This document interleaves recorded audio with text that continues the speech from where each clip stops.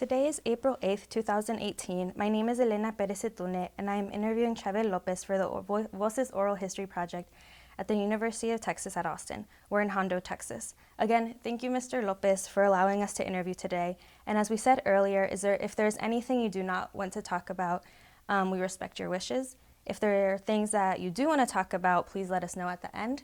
And we may stop recording if you need to get a drink or use the facilities. Just let us know during the interview. So today we're going to be talking about your life in general and more specifically about your activism here in Medina County and your politics in Medina County. But just to begin, could we start with your childhood for a little bit? So can you just talk a little bit about how it was to growing up in Hondo? Well, thank you for having me. Well, what it was like in Hondo growing up, it was, Hondo was a town that was divided by the railroad, and on the north side of town was where the Mexicans lived, and on the south side of town was where the whites lived, and, all the schools, when I grew up, were in the white side of town, with the exception of Westward School.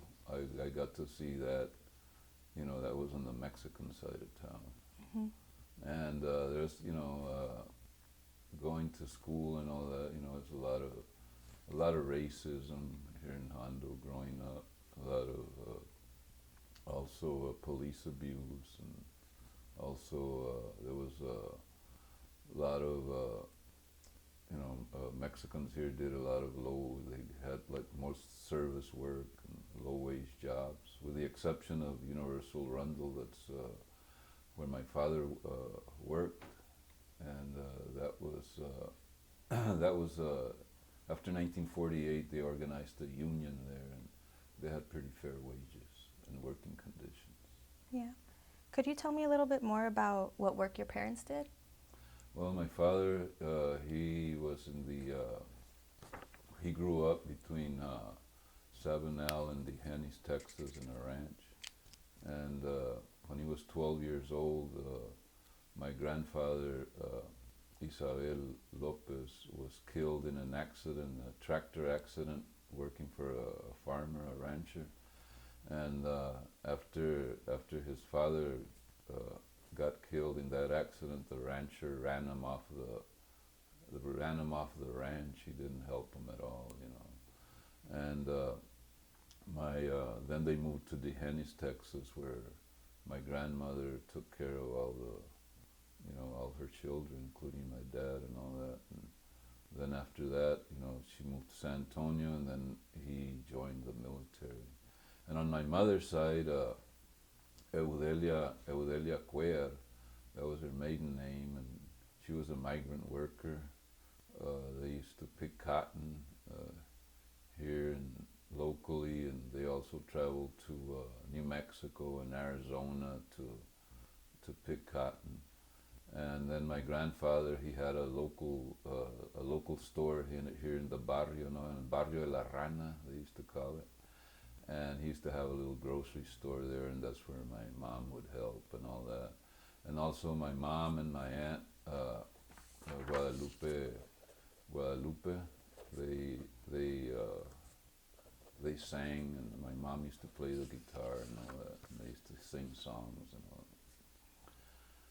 So that's, and then, they got married in 1945, I believe. February 18th, 1945, that's when they got married. Is the grocery store in the barrio still around? No, not anymore. It's not around anymore. Yeah. You had mentioned about workers being mistreated. Is that common in Hondo for that type of agricultural work?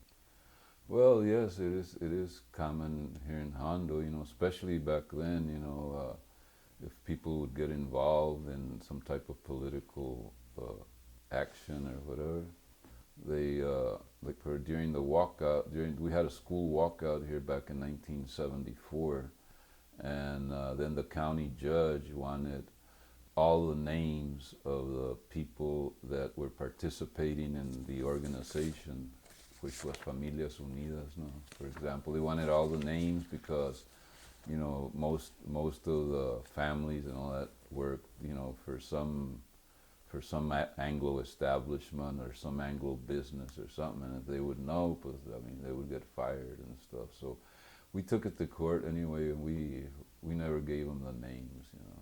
Yeah. Well, now that we're on the walkout, could you tell me a little bit more of how and why you thought it was important to be involved in the Hondo walkout, and that was in '74, correct? Yeah, as part of the Brown Berets, you know, we felt that it was important that we be involved in the walkout because there was a lot of discrimination, you know, going on, and they used to tape the students' name mouths for speaking Spanish, and they had no Mexican teachers, you know. Those were some of the reasons that they walked out, and then the treatment that they got and all that. Mm-hmm. And could you tell me more about the reasons the parents walked out? Or was it the parents and the children that walked out? Could you tell me a little bit more of how it happened? Well, you know, there was the students that walked out and the parents supported them, you know. And for those reasons that I just explained. Mm-hmm. Do you have any stories about the protests or the walkouts? After the students walked out, what happened during those days, or how long was the protest? After the students walked out, the walkout lasted for about 30 days. And we had alternative classes at my mom's house, and other parents that were parents of the students that walked out. And we had teachers that came in from Crystal City and from San Antonio to give the students classes there, and then the moms at noon would come together and they would cook all the food, and then all the students would eat and all that and continue on with their classes. So that was done for about 30 days. Could you talk a little bit more about the alternative classes? What does that mean? What were they teaching? An alternative class was, you know, they for the students that walked out, so they would not be without any type of schooling at all, you know. So the teachers came in and they gave them classes on math and history and different things like that, you know, while they were out of the public school system. Mm-hmm. What were the demands of the parents and the students for the school administration? The demands were that they get that the discrimination cease and stop immediately, you know, cease and desist immediately. That they bring in, you know, Mexican teachers also, because we used to have mostly all white teachers, and they also were fighting for the right I think it was for the right for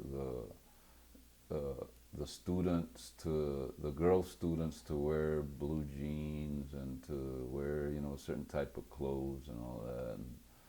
And I think also they would, for the hair, you know, also they wanted to wear longer hair, because here the establishment wanted to have short hair all the time, you know.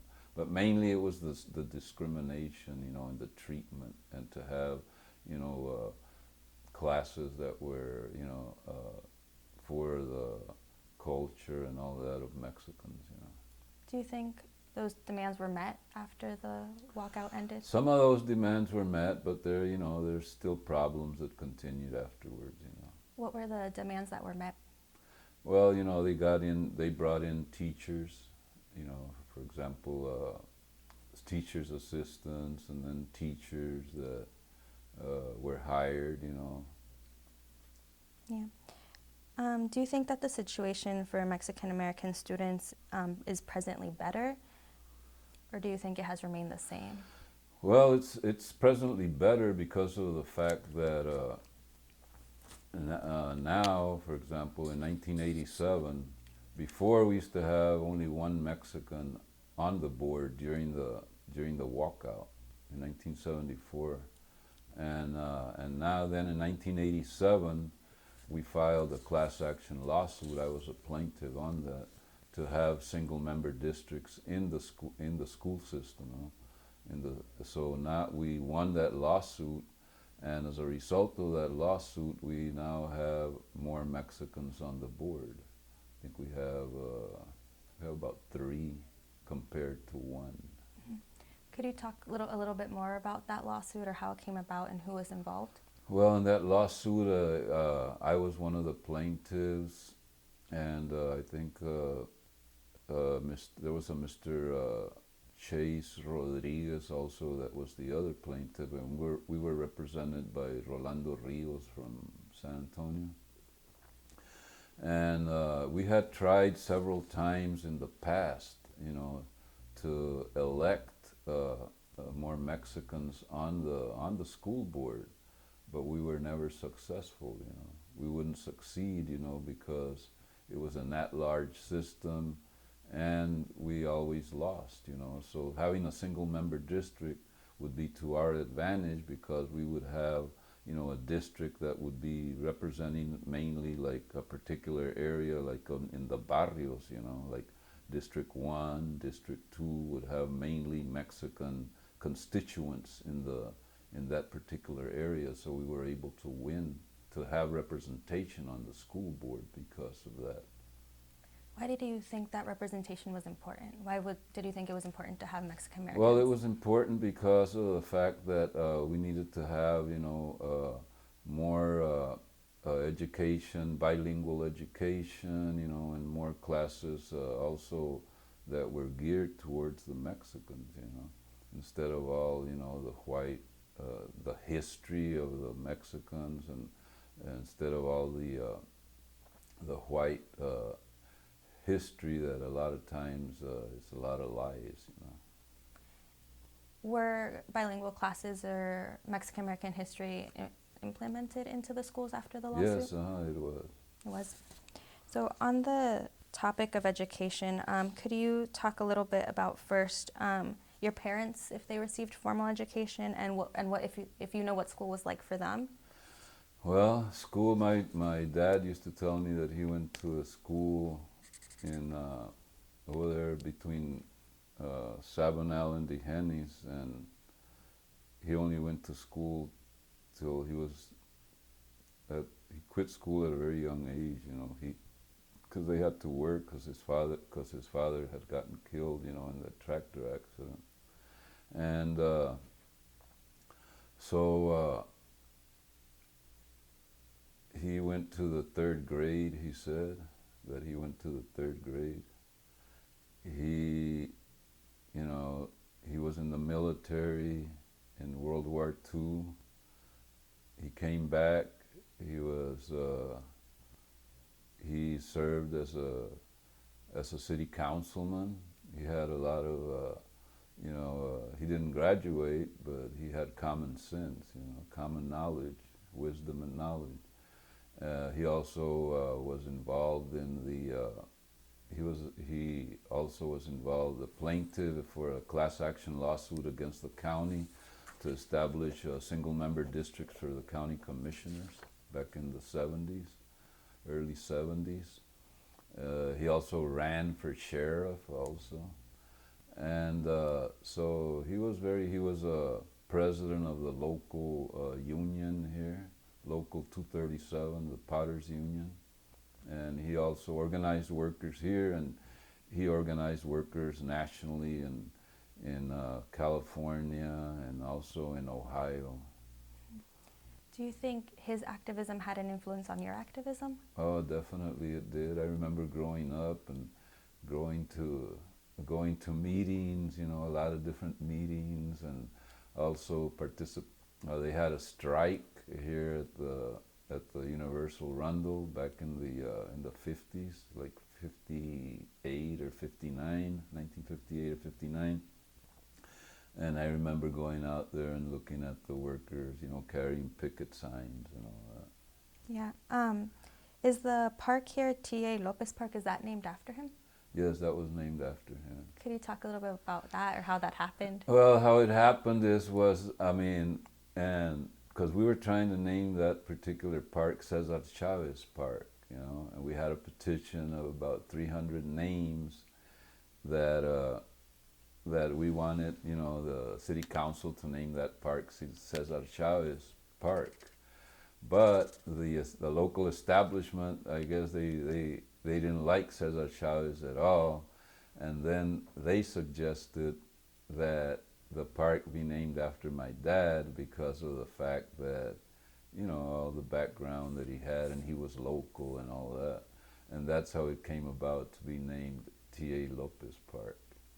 Yeah. Do you remember when that was? That was in sometime in the 90s. In the 90s. Yeah. Could you tell me a little bit about your mom? Was she involved in politics or about her She work? she was involved. My parents were involved in the desegregation of the schools here in Hondo in 1953, for example. They both were, my mom through the ladies' GI Form Auxiliary. My dad was through the union and also through the political association for the advancement of Spanish speaking, PASO. They were involved in the desegregation of the schools. In 1953, we had the schools. They had the white school over here on the side, on the white side of town, and they had the blacks over here on the north side of town. They had a school for them and a school at the West Ward for the Mexicans. And they were very, very much involved, and along with Miss Odilia Garcia, were very much involved in desegregation of the schools. Also there was a Mr. Carlos Garcia was very involved, and also Mr. Max Horta were involved in the desegregation of the schools. And in 1953, they took it to court in Austin, and they won, to the desegregation of the schools here in Hondo, Texas. Yeah. Your parents went to segregated schools. Was your school segregated when you were in elementary school? I can hear. Was your school segregated when you were in elementary schools? Because your parents' school was. Was there No, segregation? I was desegregated. I went to school back in the 50s, like 55, 56. They were desegregated already. Could you tell me a little bit about your educational experience? Well, I remember we used to have to walk to school. We didn't have no buses or nothing, we had to walk. First I went to Lacey Elementary, when I was about 7. I used to have to walk. And also we had the railroad running right through town, dividing the town. And I remember as I was a little older in middle school, we used to we didn't take lunch, so we used to go and eat at the house. So they gave us 1 hour, and so what we would do is we would run like to our houses, and if the train was parked, it was stopped right in the middle of the railway, we would cross, and some of them would go under the train, and others would jump over, and go eat at our houses and then come back, And there was a lot of racism, here in going to school. They didn't let us, for example, speak Spanish, and we still did anyway, but we would get in trouble, But eventually I graduated in 1968 here from Hondo High School, Could you talk a little bit about your children's experience in the school? My children's experience? Yeah, I have 2 children, She Lopez and Genaro Lopez. And when they went to school, the things, we had already gone through the walkout and all that, and established, a better system for the Mexican students, So they went to school, and they went through the elementary and the middle schools here, and they graduated from here. And when they were in the elementary and the middle schools here in Hondo, they would not, for example, have off for Martin Luther King Day. So we used to go to the marches all the time in San Antonio, to the Martin Luther King March. So I would pull them out of class and take them with me to the march, And then they would come back, and they would say, "Well, why were you absent?"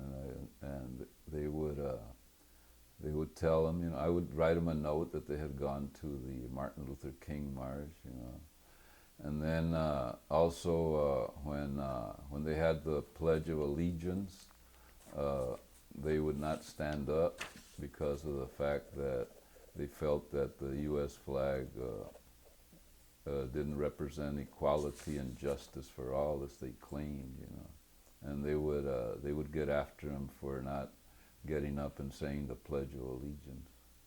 Yeah. Why did you think it was important to take your sons to the Martin Luther King March? It was important because of the fact that Martin Luther King stood for, was a representative of the people that were oppressed, the black folks, and also the Latino and the Mexican folks. And he stood for justice, and he was for the workers' rights. He was for, the right to vote for everybody. And that's why it was important, that they went to the march so they could learn that you can stand up for your rights. You don't have to take it and not say anything and be totally assimilated into this system. I would love to talk in more detail about the Southwest Workers Union, but just for right now, on the Workers Union Facebook page, you're highlighted for talking about the importance of emancipatory education. And could you please explain what emancipatory education is and why you think it's important, and was this missing from your education? Okay, emancipatory education is education for liberation, right? And of course, we understand here that we live in a colonized land. Looking back at history, we can see that that the Mexican people, only here in this particular in Texas, here in South Texas, and in Mexico, we had 300 years of Spanish rule, of colonial Spanish rule from the Spaniards. And then in 1821, the Mexicans gained their independence. And Texas was part of Mexico. So in 1836, when the white Anglo slave drivers came into Texas, Stephen F. Austin and Sam Houston and David Crockett and all those folks, the Mexican people here in this area only had 15 years of freedom between 1821 and 1836. So after that, then started the whole, campaign by the Anglos to obtain Texas for themselves, to take control of Texas, So we've been colonized after all that, after all those years, all our land. We went from the landowners to the workers on the ranch, and being treated as peons, with now no land at all, From living in being the owners to living in jacales and all that, and doing all the hard labor from sun up to sundown. So we have to understand, emancipatory education is very important, that we know our history, our roots, how we got here and where we come from, so that we can know where we, to look to the future, where we're going, and and we know that because we know where we're coming from. So emancipatory education is the history, also knowing about some of the leaders here in this particular part of the land. For example, we had in 1850 we had the Brownsville uprising, where Juan Cortina, which they call Cheno Cortina, that's where a lot of the Anglos were taking over the land. He was a rancher. His family had owned a big ranch, between Matamoros and Brownsville, and he later organized an army of about 800, mostly very low-income folks, to fight. He fought against the Texas Rangers. He fought against the militias. He fought against the the U.S. Army. He fought against the Confederate Army.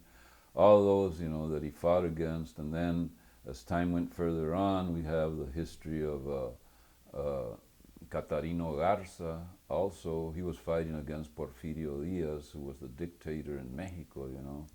They wanted to get rid of that dictatorship. And he came into Texas and organized, you know, here in Texas, and he organized Mexicans that were born here in Texas and Mexicans that were born in Mexico. And he created the Ejército Constitucional Mexicano, and they fought, you know, on both sides of the border between 1891 and 1894, for example. And he ended up, he was more like he traveled to Costa Rica and to Cuba and to Nassau and different areas in the Caribbean, and trying to, you know, get rid of Porfirio Diaz, and he was also wounded and all that, and the U.S. Army came after him, and he had to flee, and then he fled, and he was killed in Boca del Toro, Colombia, for example, you know. And so emancipatory education is that we need to, you know, learn, you know, from our history, learn who those leaders that we had from before, and also learn about ourselves, you know, because emancipatory education is about, you know, not having the same type of education that we have in the public school systems that is called bank education, where you have a teacher up there teaching you everything, making the students feel like they don't know anything, you know. But actually, it's with the way we do this emancipatory education is that everybody carries knowledge, you know, knowledge that we have, that we learn from where we live in our house, knowledge that we learn where we live in our neighborhoods and all that. So that's the it's knowledge, and all that knowledge is put together and in ways of how we're going to organize, right, in our communities, and how we're going to also govern our own communities, you know. So that's what, you know, emancipatory education is to liberate ourselves from all this oppression that we live under. When you're talking about emancipatory education, you're talking a lot about colonization and land and people's history. So thinking about people's history, I was wondering how many generations of your family has been in Hondo? Well, my grandfather, Felix Cuellar, Senior, he crossed the border in the 1800s, and then and we've been here since then, you know, since in this area right here. Do you know why your parents, or why did you settle in Hondo and stay in Hondo? Well, I guess my father met my mother here, and I guess my grandfather also gave him a piece of land. He had a little piece, some lots and stuff here in the barrio, and he gave him a piece of land where they could live, and they built their house there, and they stayed here. Mm-hmm. Growing up in Hondo, what did you think you were going to be when you were a kid, or what options were available? Well, I mean, I thought I was going to be working in a factory or something. You know, since my father was a worker, he was from the working class, you know. I said, well, I'll work at some type of factory or something and be part of a union or something like that. That was my vision. Yeah. Could you talk a little bit about your first job or when you started working? Well, my first job, I remember working in a grocery store here in Hondo. One of my uncles used to have two of my uncles used to have grocery stores here. And they were in the barrio. They were mom and pop stores where the Mexican folks would go and buy their food on credit, no? And they would go and they would write, you know, how much they took on a book, and a little book in credito, no? Mm-hmm. And then when they would get paid, they would go and pay, you know, whatever they owed, you know. So I worked in those type of stores, you know. Then I also worked at a white store here called Grisham's, and and then during school, when I was going to high school, I used to work in the summer. I used to get a summer job at the county, you know, paving roads and doing different type of labor, you know, with the county workers. And then after working, you started to become involved in activism. Can you talk a little bit about how long you've been involved in activism or why you started? I've been involved in organizing and activism probably since the 1970s when I came back from Vietnam. I came back from Vietnam and we were stopped I was riding around with some friends of mine. We were chased by the cops here, and my friend parked at his uncle's house, and I got off the car and started running. And then the cop came, was trying to choke me, and they hit me with a baton in the head and all that. And that was after I had come back from Vietnam, you know. So right after that, you know, my mom they took me to jail, and my mom went over there and she saw that I had blood on my head, and she got very upset, you know. She got mad, and she bit one of the police officers. She bit him on the forearm, one of the guys that had stopped us. And then they were going to throw both of us in jail, my mom and myself, you know. So, but eventually they didn't throw us in jail, and we protested and all of that, you know. That was one of my first protests, you know, was at the police station, you know, for the treatment that I had gotten, you know. And eventually they dropped all the charges against myself and against my mom. That was the first incident, you know. And then after that, you know, there was a lot of police abuse and a lot of also excessive use of force here by the policemen. There's the Observer. If you go into the Observer, Texas Observer, you can go and check out the Medina County's Hondo's greatest hits, and you can check out an intensive article that's in there about all the abuse and excessive use of force that was used by the Hondo policemen. One particular was what's his name?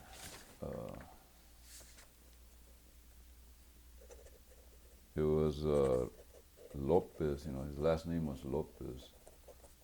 And he was killed. He was a 17-year-old that was killed and shot in the back, square in the back by a sheriff's deputy here in Hondo. That was happened in 1984, you know. And there was, you know, people that came and filed complaints against local police, you know, for throwing them inside the trunk of the car and shutting down the trunk, to being beat up, you know, for no reasons at all. And so we did a lot of protesting with people against police abuse here in Hondo, and we were able to get the first I think it was the first Citizens Police Review Board in the state here in Hondo, because we fought for that because of all the abuse that was going on, you know. What is the Citizens Review Board? A Citizens Review Board is where if you're mistreated by a policeman, that you can file a complaint, and then you can go before that particular board and have have a discussion about, you know, what happened and all that, and then a remedy. You know, what is the remedy? You know, the remedy is to get disciplinary action against the policeman, or to have a specific training done for policemen so they can treat the Mexican community better in a better way, or to demand that they get fired, you know, because of their actions, or to have criminal indictments, you know. And it was Rogelio Lopez was the one that the 17-year-old that I was talking about, you know. And then in 1994, the People Against Police Abuse, or PAPA, or POPA, held a protest against police brutality in response to a video of 5 Latino men being beaten by the police and the sheriff's office. And there was a demand for Wesley Scott to resign. Can you talk a little bit more about that? Well, that happened in 1992, Okay. and it was a Shearhart. He was a local here from, there's the Shearharts here in Medina County, but he was hired as a cop in Houston, Texas, and he had already been involved in killing 7 blacks in Houston, you know, and they, you know, didn't put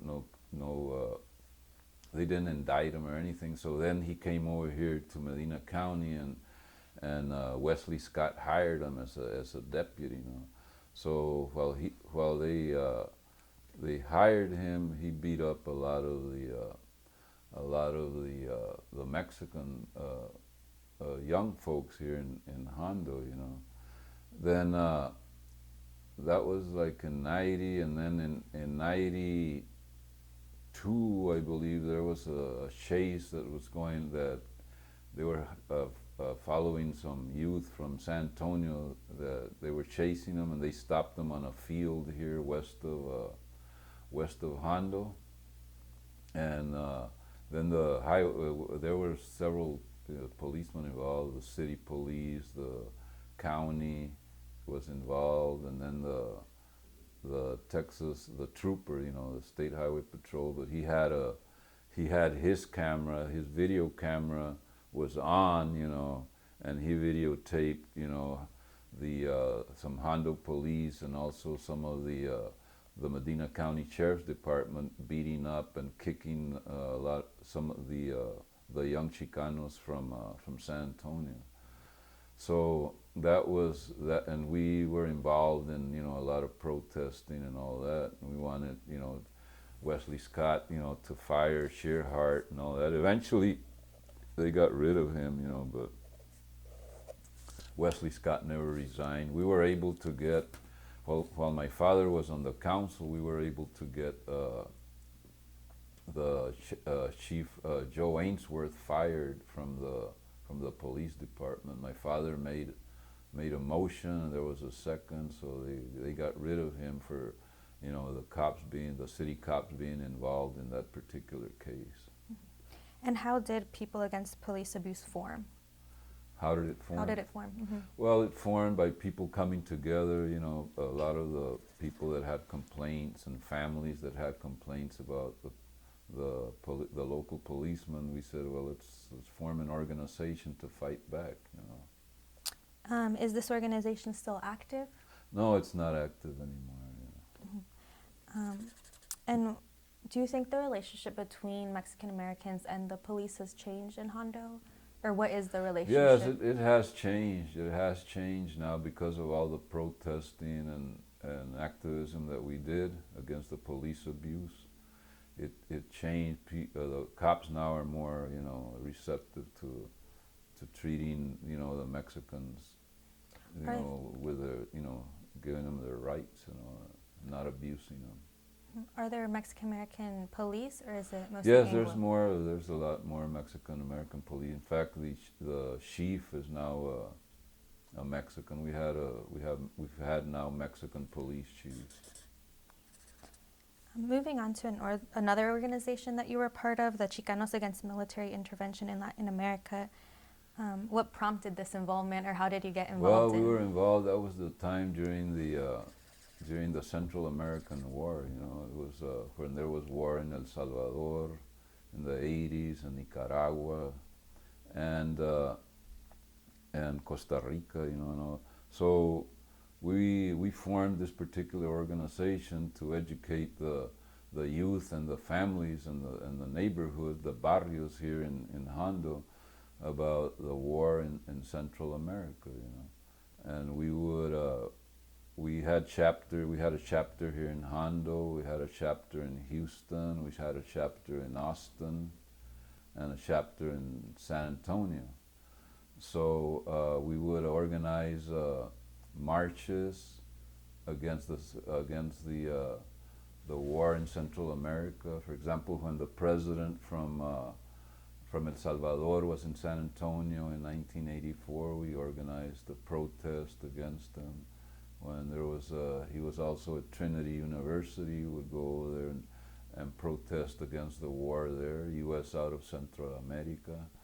And we would also, we had videos that we would show to the, out in the backyard. We would put up, we would set up a white sheet, and we would, and then the people would come and sit outside, and we'd show the videos about what was going on in Nicaragua and El Salvador, the wars over there, you know.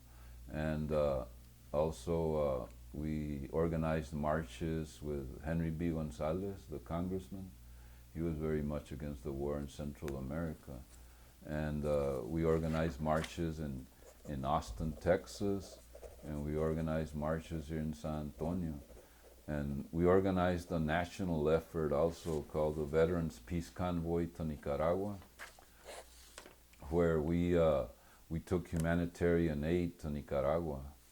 And that was in 1987. And we took medical equipment and medicine and all that. And they stopped us here at the Laredo. They stopped the convoy here at the Laredo bridge. You know, they wouldn't let us. They wouldn't let the caravan go in through Mexico to go to Nicaragua, you know, with all the aid. So we had to file a lawsuit. I was involved in that particular lawsuit. I was a plaintiff there. It was against Weinberger, I think, was the person that we filed it against at that time. And so there we were in Austin till we won the lawsuit, you know. So we were there for a few days, you know, for maybe about a week or two there in Laredo. And then we won the lawsuit, and they let the caravan go through, you know, they go through Mexico and eventually go into Nicaragua. I didn't go in that particular caravan. I was involved in here in Laredo and in organizing it, you know, putting it together, but I didn't go to Nicaragua on the caravan. Was it the Texas Rural Aid that was it the Texas Rural Aid that? Yes, It was the Texas Rural Aid. Israel Reina, I think, was one of the lawyers. Can you talk a little bit about that? Did they represent the caravan? Yes, they represented the caravan, and they did all the legal things that needed to be done, you know, concerning the lawsuit. And eventually, the Texas Rural Legal Aid won the lawsuit, and they let us go through. Do you remember if there was pushback from white residents or anyone to the Texas Rural Aid? Because in the newspapers, it seemed like they had gotten in a little bit of trouble for supporting the caravan. I don't recall You that don't recall? right now. Okay. Thinking more back about Camila, can you talk a little bit more about the consciousness raising sessions you had, or what material you were giving out to members of Camila? Well, we used to put out a little newsletter also, you know, that we used to pass out in the barrios, showing videos in the barrios. Also, we used to get City Hall and we used to bring in also the other chapters from Austin and Houston and San Antonio. We used to have meetings here at City.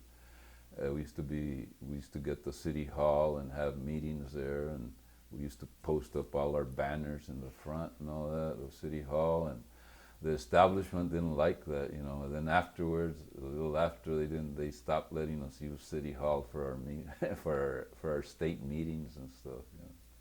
Why did you think it was important to also participate in international activism in Latin America and not just in the US? I thought we thought that it was important because we were Latinos, you know, we were native peoples from this particular continent, you know, and if there was a war that broke out, we were going to be going out there fighting our own brothers and sisters, you know, in Latin America, and we didn't want that, you know. Yeah. How did it form, or is it still active? No, Camila's not active anymore. Could you talk a little bit about the people that were involved in it? Yes, okay. It was myself was involved, and I was one of the co-founders. There was also Ruben Solis was involved, There was also Manuel Cadena was involved. Gilbert Rivera from Austin was involved. In San Antonio, I think there was Antonio Cabral was involved also, and then we had membership. You know, we had youth members that became members of Camila, and we would give them a little card that said Chicanos Against Military Intervention, the Hondo chapter, and they have their name on there. And then some of the youth say they would get stopped by the cops, and they'd say, "What's?" Then they would show them that. And they'd say, "What's this?" You know, well, this is the organization we belong to. Are you the ones that come out on TV talking against the war? And I say, "Yeah, we're the ones." You know.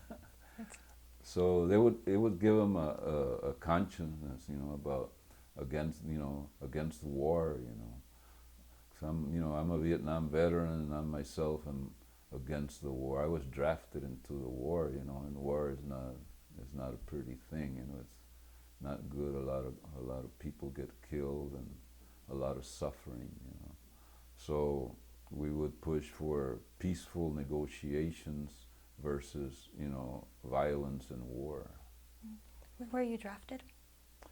When were you drafted? I was drafted in 1969. Mm-hmm. Can you talk a little bit about what you were saying before, how you didn't want to go, or? Well, yeah, I was drafted, and I didn't want to go. But okay, they first sent me to Fort Bliss, Texas, in El Paso. I was there for my basic training, and then after 8 weeks, I think it was, then they transferred me to Fort Huachuca, Arizona, where I went to supply school. And then from there, they transferred me to Fort Rucker, Alabama. That same year, it was all in 1969. And then I was in Fort Rucker, Alabama. And then when I was in Fort Rucker, the orders came that I was going to Vietnam. So I came home for the Christmas holidays.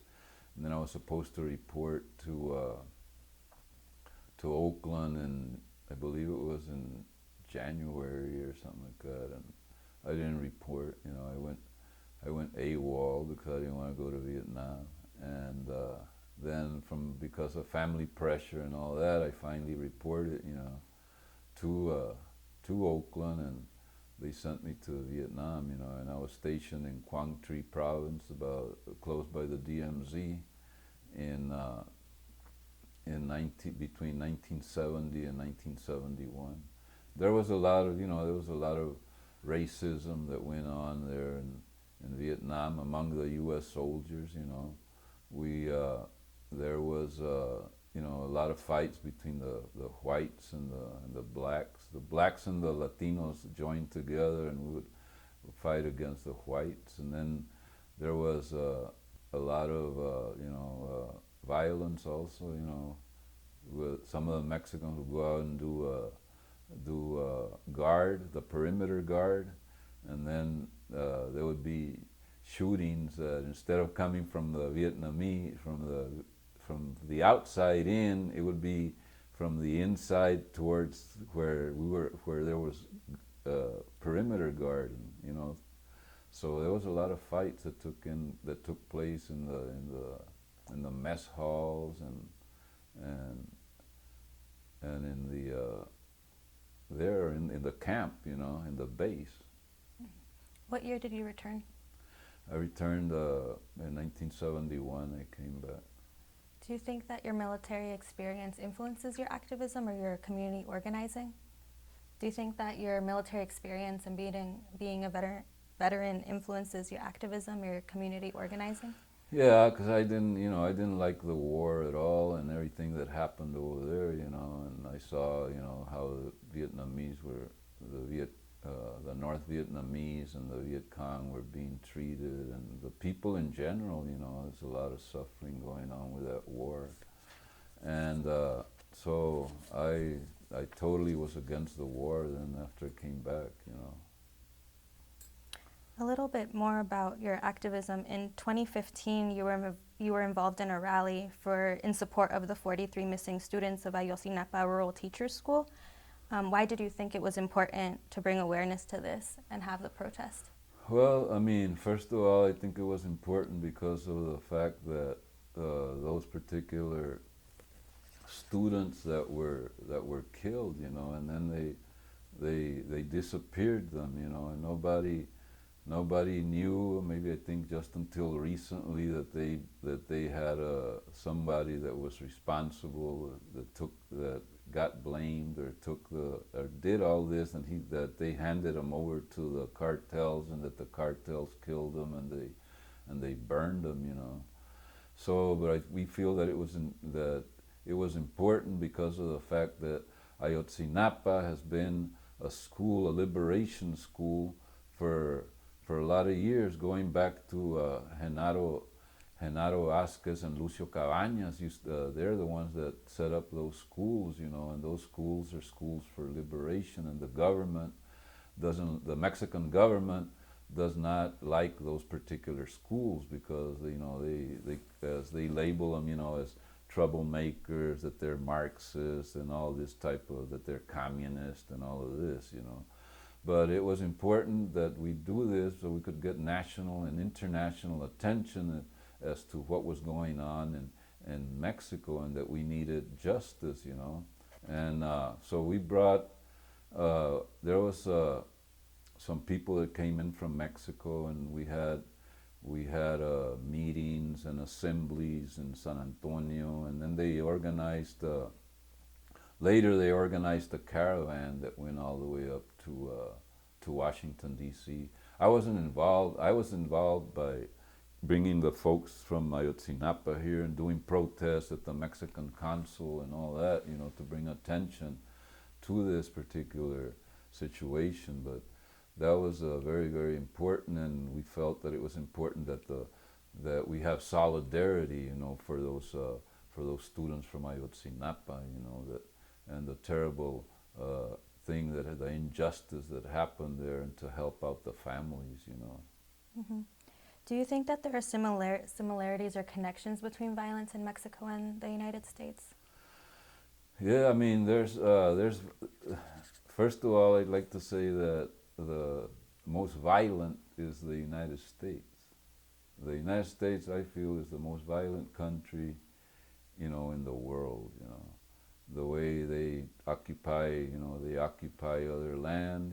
They go with a big stick, and if you don't agree with them, look at Vietnam, for example. Vietnam, they fought a war against Vietnam, and now they have this trade agreement where Vietnam is like signing on to it, and a lot of other nations are signing on to it, because if you don't sign on to it, are you going to work with us or not? If you don't work with us, well, then we'll bomb you or do other violent things to you, so you can then agree to be with us. Just like the North American Free Trade Agreement, between Mexico, Canada, and the U.S. What happened there? We lost millions of jobs here in the U.S. They took the jobs to Mexico, where they paid $2, $3 a day, versus paying $20 an hour in Detroit, or working at an auto plant, and then the corporations go in and take over the land, for example, and the small farmers, they lose their land, and they have to. So NAFTA was supposed to deter migration into the U.S., but it actually increased it, and that's why the STLN, the Marcos, and the organization, the Liberation Army that they formed, and that's why they initiated a war against the Mexican government on January 1st, 1994, because of NAFTA, because of the corporations are going into Chiapas and all this, and getting control of all their natural resources, taking their water, taking all their natural resources, and leaving the locals there in poverty. This is the kind of work that you do with the Southwest Workers Union. Can you talk a little bit about that and when and why it was founded? Yes, the Southwest Workers Union. The Southwest was first called it was called Southwest Public Workers Union, and we formed it. We started that organization here in Hondo in 1988, May 1st. Our celebration was between May 1st and May 5th. May 1st because it's International Workers' Day. It's an important day for the working class, Día del Trabajo, ¿verdad? Because of what happened in Haymarket Square in 1886, you know, where workers were fighting for the 8-hour workday against, you know, child labor and all of this, where a lot of the state, you know, placed a bomb at a rally that they were having, and they blamed, you know, the labor organizers, and as a result of that, they hanged about 5 labor organizers, you know, and then of course May 5th, because of the fact that the Mexicans defeated one of the strongest armies in the world at that time in 1861, at that time, which were the French, you know, and that's why we have our anniversary May 1st and May 5th, you know, and we felt, you know, that it was important to organize the Southwest Public Workers Union because of the fact that the public workers were like the farm workers, you know, didn't have basically any rights at all, you know, because of the right to work law, the 14B of the National Labor Relations Act, that says that public employees don't have the right to collective bargaining, you know. So then here in the U.S., here in Texas, for example, it's a right-to-work state. 1948, excuse me, they implemented the right-to-work law here in Texas. So if you don't have the right to, you know, you don't have the right to strike, you don't have you know, you don't have collective bargaining rights, you know, that says, well, in this, we're going to get so much percentage, you know, of pay raise and these working conditions, that explains all of that, you know.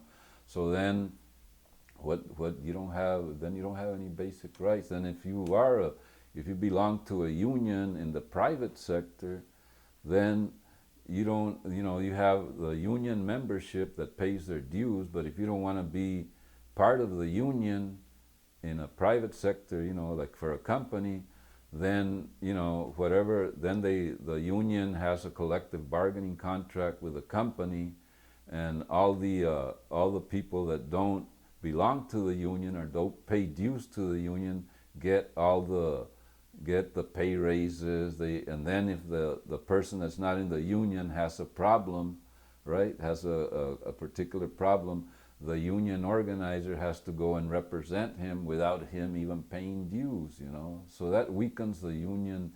We call it the slave labor law, you know.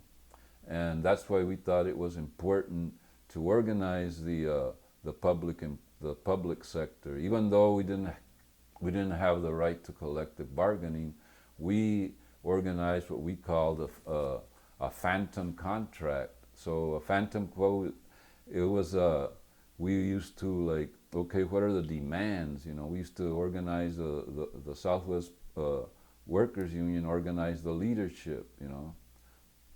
And then the leaders would come, and the different departments, for example, the custodians would have their demands, the cafeteria workers would have their set of demands, the bus drivers would have their set of demands, the paraprofessionals, you know. We didn't organize school teachers, we organized what we call the classified sector and the paraprofessional sector.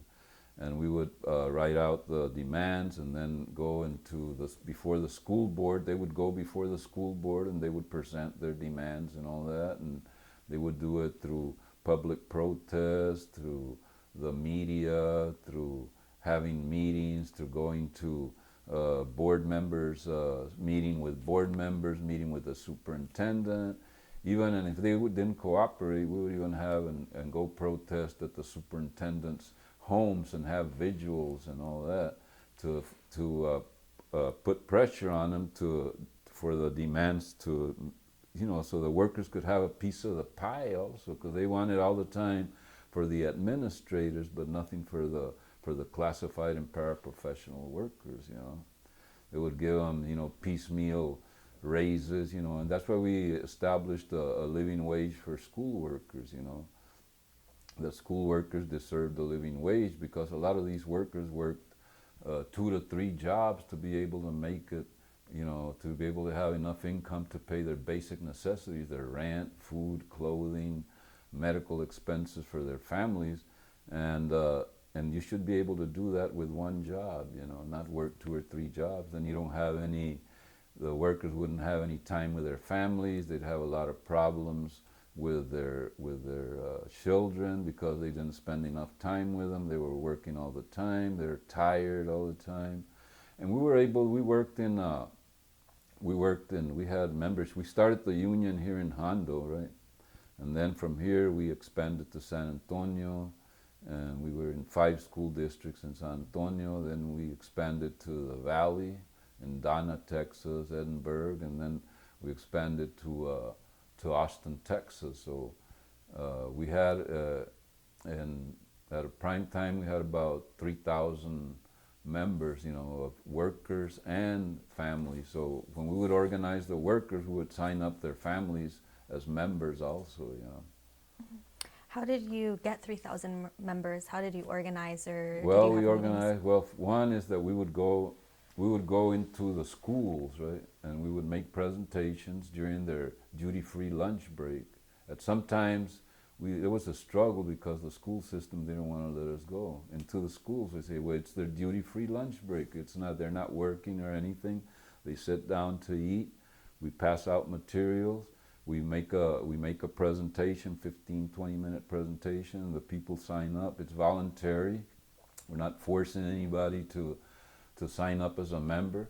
So then they would sign up as members, then we would follow up. You know, we would follow up with those particular members, and then they would sign up there. Also, we had a youth component of the union, so they would sign up their children as for the youth part, and then they would sign up their wives and all that.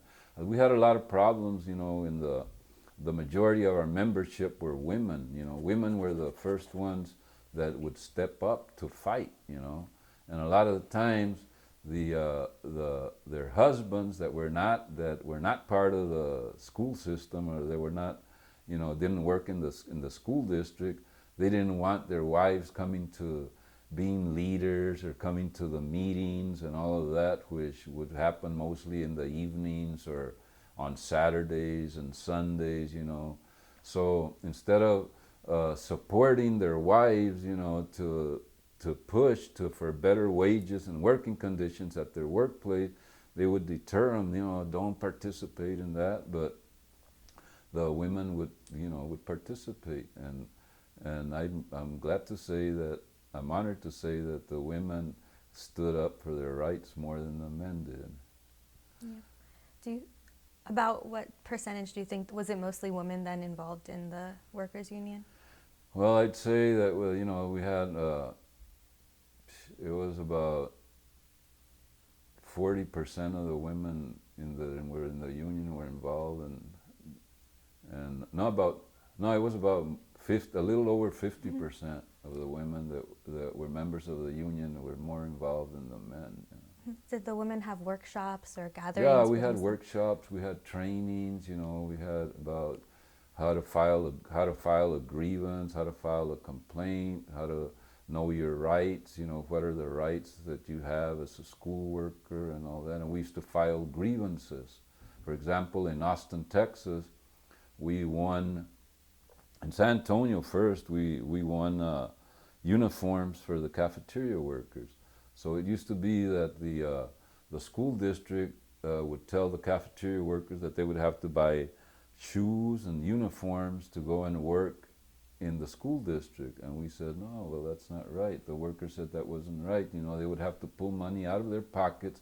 They were getting paid very low wages, not even working 40 hours a week. And then they would have to pay over $200 a year for their uniforms and shoes, you know. So we filed grievances in San Antonio, and people participated, and then the workers forced the school district to pay for their uniform. In Austin, for example, we had a grievance, the group grievance that we filed, the cafeteria workers filed, and I represented them, and we won the uniform allowance for over 700 cafeteria workers in the Austin Independent School District that now get a uniform allowance as a result of us filing that particular group grievance demanding, a uniform allowance, The Southwest Workers Union also filed against Kelly Air Force Base. Could you talk a little bit more about that? Yes, in 1993, we were, because of the fact that we had members, school worker members that were living close to Kelly Air Force Base, and there was a lot of there was some fuel tanks that were right next to the community, and the community wanted those fuel tanks, these humongous fuel tanks, right across the road, where people live, and then we wanted those fuel tanks removed. So then we formed CEJA, which was the Committee for Environmental Justice Action, and that was part of the Southwest Workers Union also. So then we community got together, they formed a set of demands, and they went to the Kelly Air Force Base, to meet with them.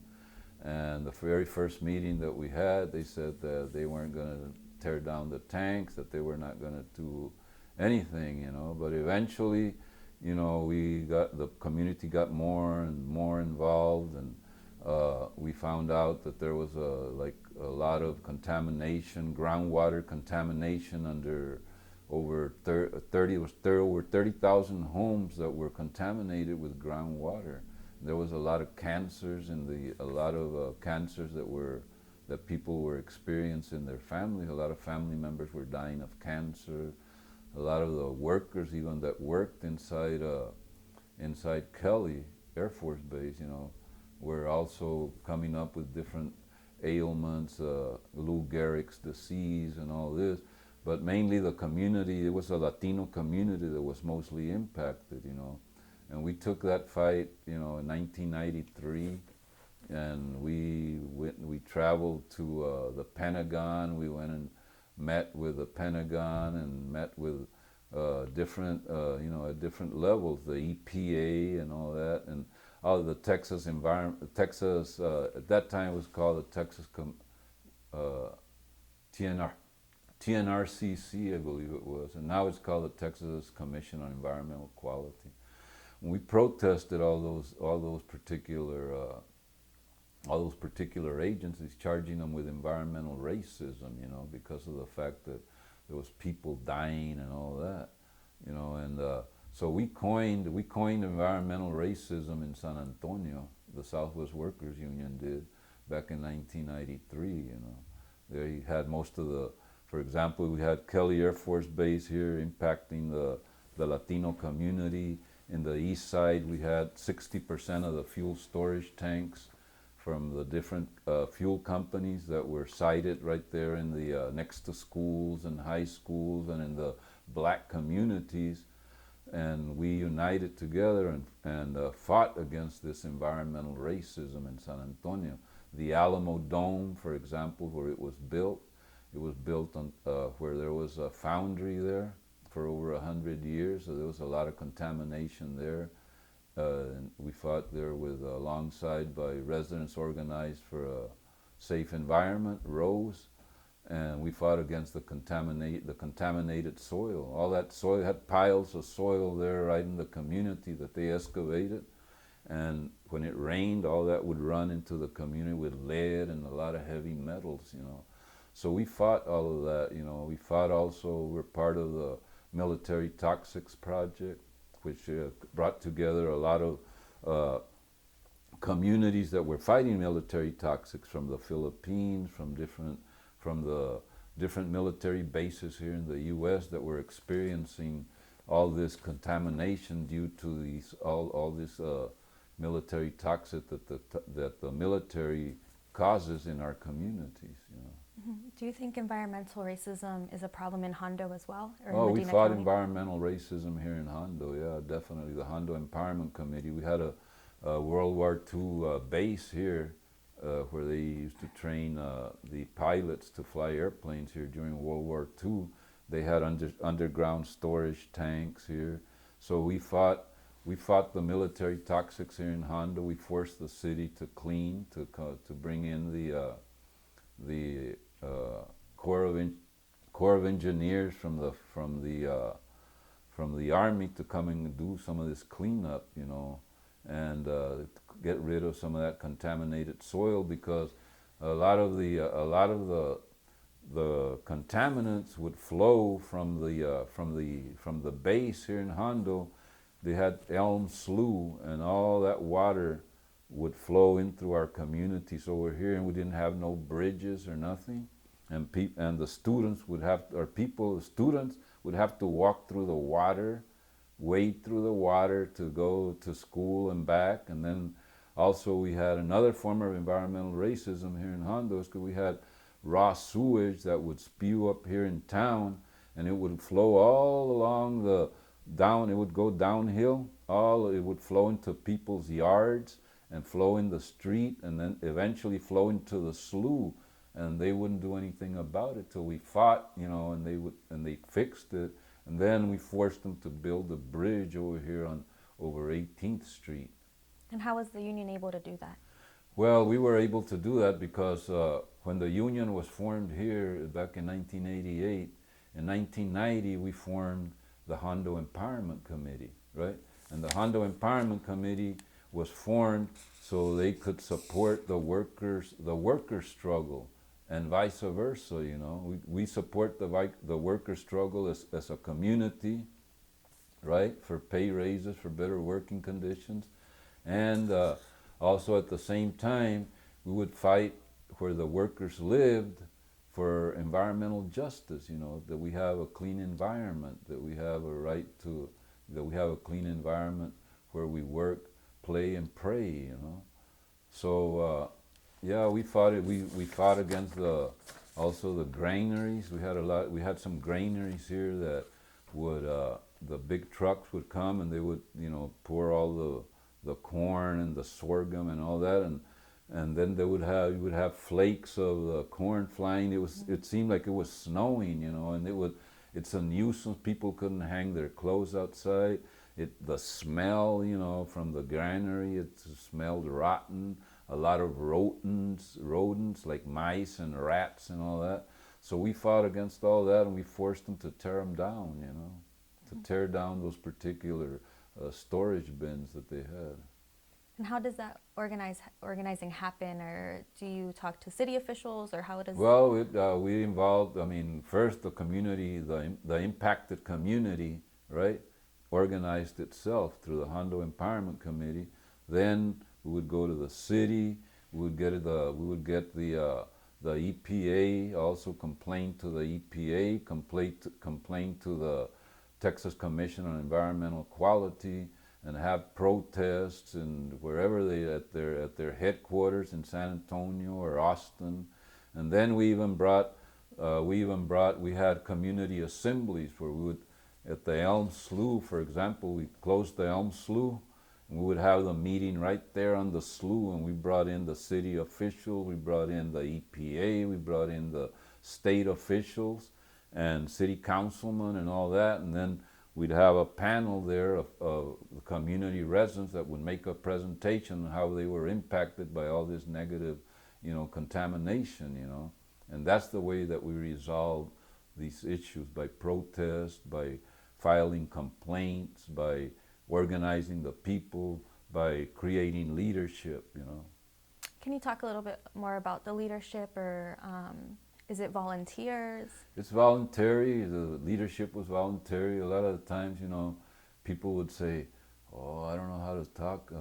I don't know how to talk in public. You know, I don't know what to say and all that." But we would have workshops and classes and all this, and we would say, "Okay, well, what do you want to say?" Okay, we would come together, and we would write a statement. Okay, this is what we're going to say, you know. They would write a statement and they would read the statement. And someone would say, well, I can't, I don't understand, I don't talk in English. Or, you know, they say, that's no problem, we'll write it in Spanish, you know. And then after a while, they would go and make a presentation, and they say, oh, I like that, you know. They said, I like that. After a while, you have to pull them back with a rope, you know, because they had a lot to say, you know, on their own, you know. So leadership was created, you know, and creating leadership takes a long time, you know. It doesn't take, because you got to build relations, you know. People are not going to become leaders, or they're not going to trust you unless you set up some type of relationship with them. So you go and meet their families, you go and have, you know, dinner at their house, you invite them to different, you know, you invite them to the meetings and all this, but the meetings not by themselves don't create the leadership, you know. You have to establish that particular relationship, bonding with the people that have, a lot of these people have never, you know, they didn't have a lot of education. Some of them had elementary education, others had, you know, some had high school and stuff, but you have to do that type of work, you know. And a lot of the trainings, you have to have a lot of visuals, and not only just in writing, because a lot of them didn't know how to read and all that, you know. And a lot of these people didn't have the culture of fighting back, you know, of standing up and fighting back and filing complaints and standing up for their rights. So you deal with folks that don't have this particular culture, and you have to build it into them to have that particular fighting culture and fighting spirit. Mm-hmm. And why do you think it's important that it's the workers themselves or people from the community giving these talks or speeches and organizing? It's important because, I mean, it's important because it's their struggle. They're the experts, you know. The workers that work in the schools or that work in a particular area of work, they're the experts. They know, you know, what the working conditions are there, if they're bad, what the salaries they're paying them, you know. In the community, you know, the community members know about what goes on in the community, you know, for example, with contamination. Is there a particular factory or something that's contaminating their particular community? And the workers, because they live in the community, it's their same families, you know. So you work a community labor strategy, you know, where the community supports the workers, and then the workers live in the community, and the community fights for a better way of life, you know. And just really quickly for the record, the Southwest Workers Union organized for cafeteria, like para assistants in the school. What were the school districts that were involved? It was first, you know, we started here in Hondo, you know, and we organized the city workers here, and we also started organizing the school workers, you know. But here in Hondo, for example, with the city workers, there's a rule of law in the state that says that if you're not a city of more than 10,000 population, then the city does not have the right to withdraw the dues that the union charges. For example, it was $5 for the cafeteria workers and $10 for anybody that worked over 40 hours for the custodians and the maintenance workers. And so we didn't have that. So we started the union here with barbecues and raffles and all of that, you know. And then, you know, the workers, you know, the ones that remembered, when they got paid, oh, here are my dues, we'd have to like, hey, you need to pay your dues and all that, because the city wouldn't collect them. Versus in San Antonio, you know, in San Antonio, we sign up members, and the school districts would deduct their dues from their check, and then they would send us a check in the mail, you know, for the dues, for the amount of members that we had. So in San Antonio, we organized in the Edgewood Independent School District, which was one of the poorest school districts in the nation, and here in Texas, that they had filed a lawsuit back in the 70s, you know, for equal funding, you know, from the state. So we were involved there in Edgewood. We're involved in we organized in the South San Antonio Independent School District also. We organized in the San Antonio Independent School District. We organized in the North Side Independent School District, in the Northeast Independent School District, and this was in San Antonio. And then at one point we organized in the Valley also. We had members in the Donna Independent School District and also in Edinburgh. And then we started organizing at the state capitol in Austin, Texas also, where we had about 300 members there in Austin. Mm-hmm. You mentioned dues. Is this how the organization raises money, or what are the methods? Well, yes, our dues is what we call we had soft money and hard money. So the soft money was money that where we wrote proposals to foundations, no?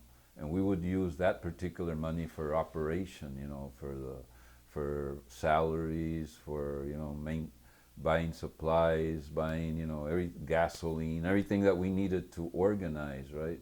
To organize meetings. And then the dues money was what we called our hard money. And then, because you can't use foundation money, for example, to buy property or to buy a building or anything like that, right? So that was our hard money, and with the hard money, we bought property, we bought our building, and that's the way we paid for it, Is that where where the union organizes? Is that where they meet? Is that your central location, or where is that? I don't understand. You bought property, or the organization brought property. Is that where you meet? Where you brought the property? Yeah, where we bought the property, that's where we had our offices and all that. Mm-hmm. How has the organization changed over the years? Well, I was when we started the organization, I was co-founder, me and Ruben Solis, and then I was coordinator, and Ruben Solis was in development. And we didn't have for 5 years, we didn't apply for any type of grant or foundation money. We would just we'd just collect dues, and it was hard the first 5 years, we didn't have too much money. Sometimes we would do a barbecue or a raffle or something so I could get paid, Sometimes I didn't get paid at all, and I had 2 children, and so we suffered some in building this organization, And then after 5 years, then we did our first grant, Then after that we started doing grants and all that, to foundations and all of that. Mm-hmm. Was your family involved in the union as well? Was your family involved, like your wife or your children? Well, yeah, then we transitioned. In 2003, we would say, well, we got to transition because we're getting old, we got to transition to the new organizer. So I stepped down. I was a coordinator and director for 15 years, and then we transitioned to younger leadership that we were mentoring and all this, And then I stepped back just as an organizer. I was not, the director anymore. I was an organizer. So then after that, things changed. The way the organization was being run, I was still, organizing the work. I was the labor organizer.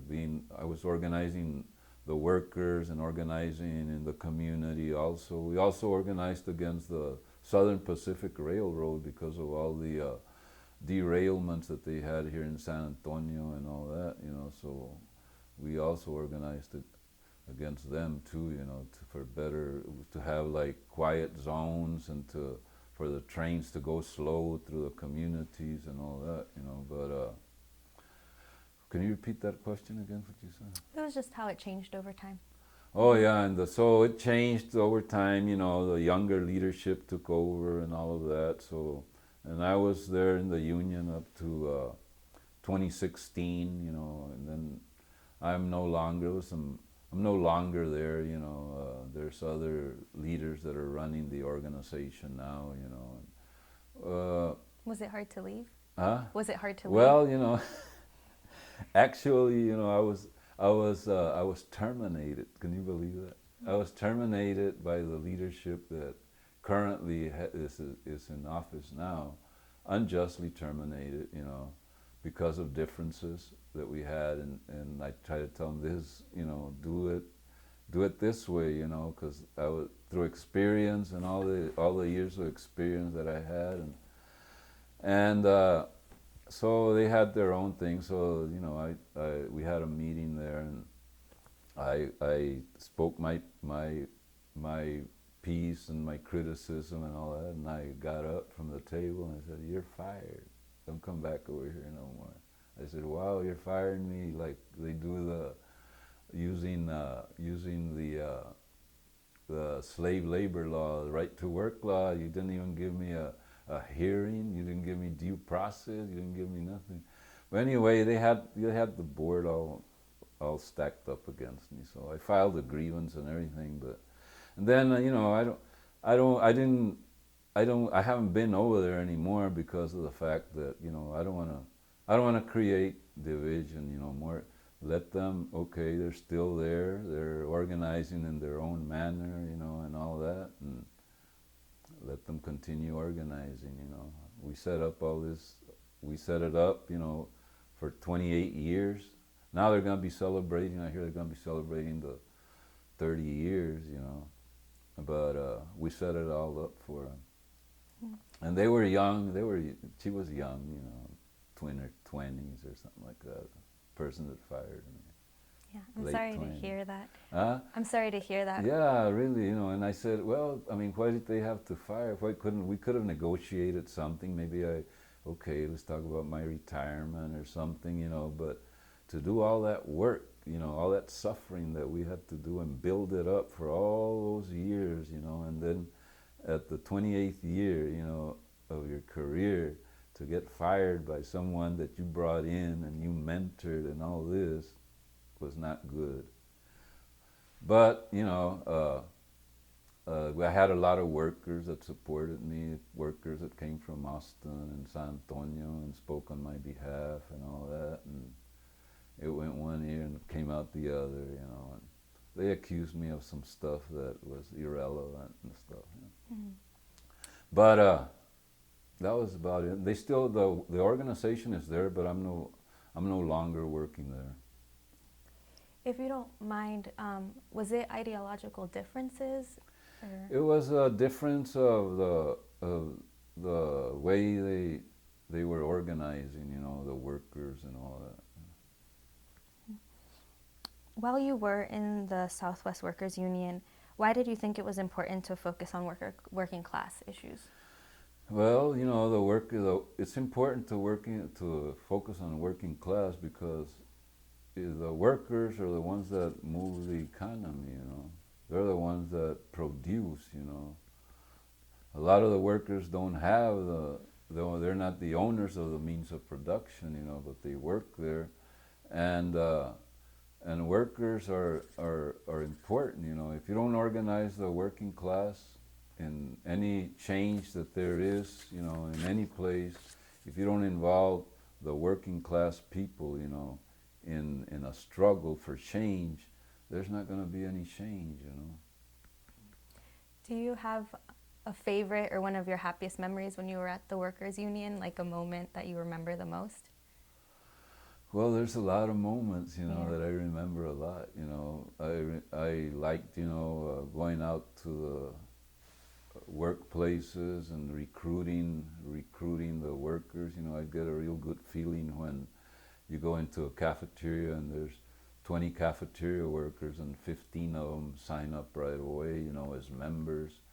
And I really enjoy, you know, like developing the leadership, people that wanted to be leaders in the union, you know, and mentoring them and, you know, training them and all of that to become leaders of the union, you know. And they became leaders of the union, you know, and they're still out there.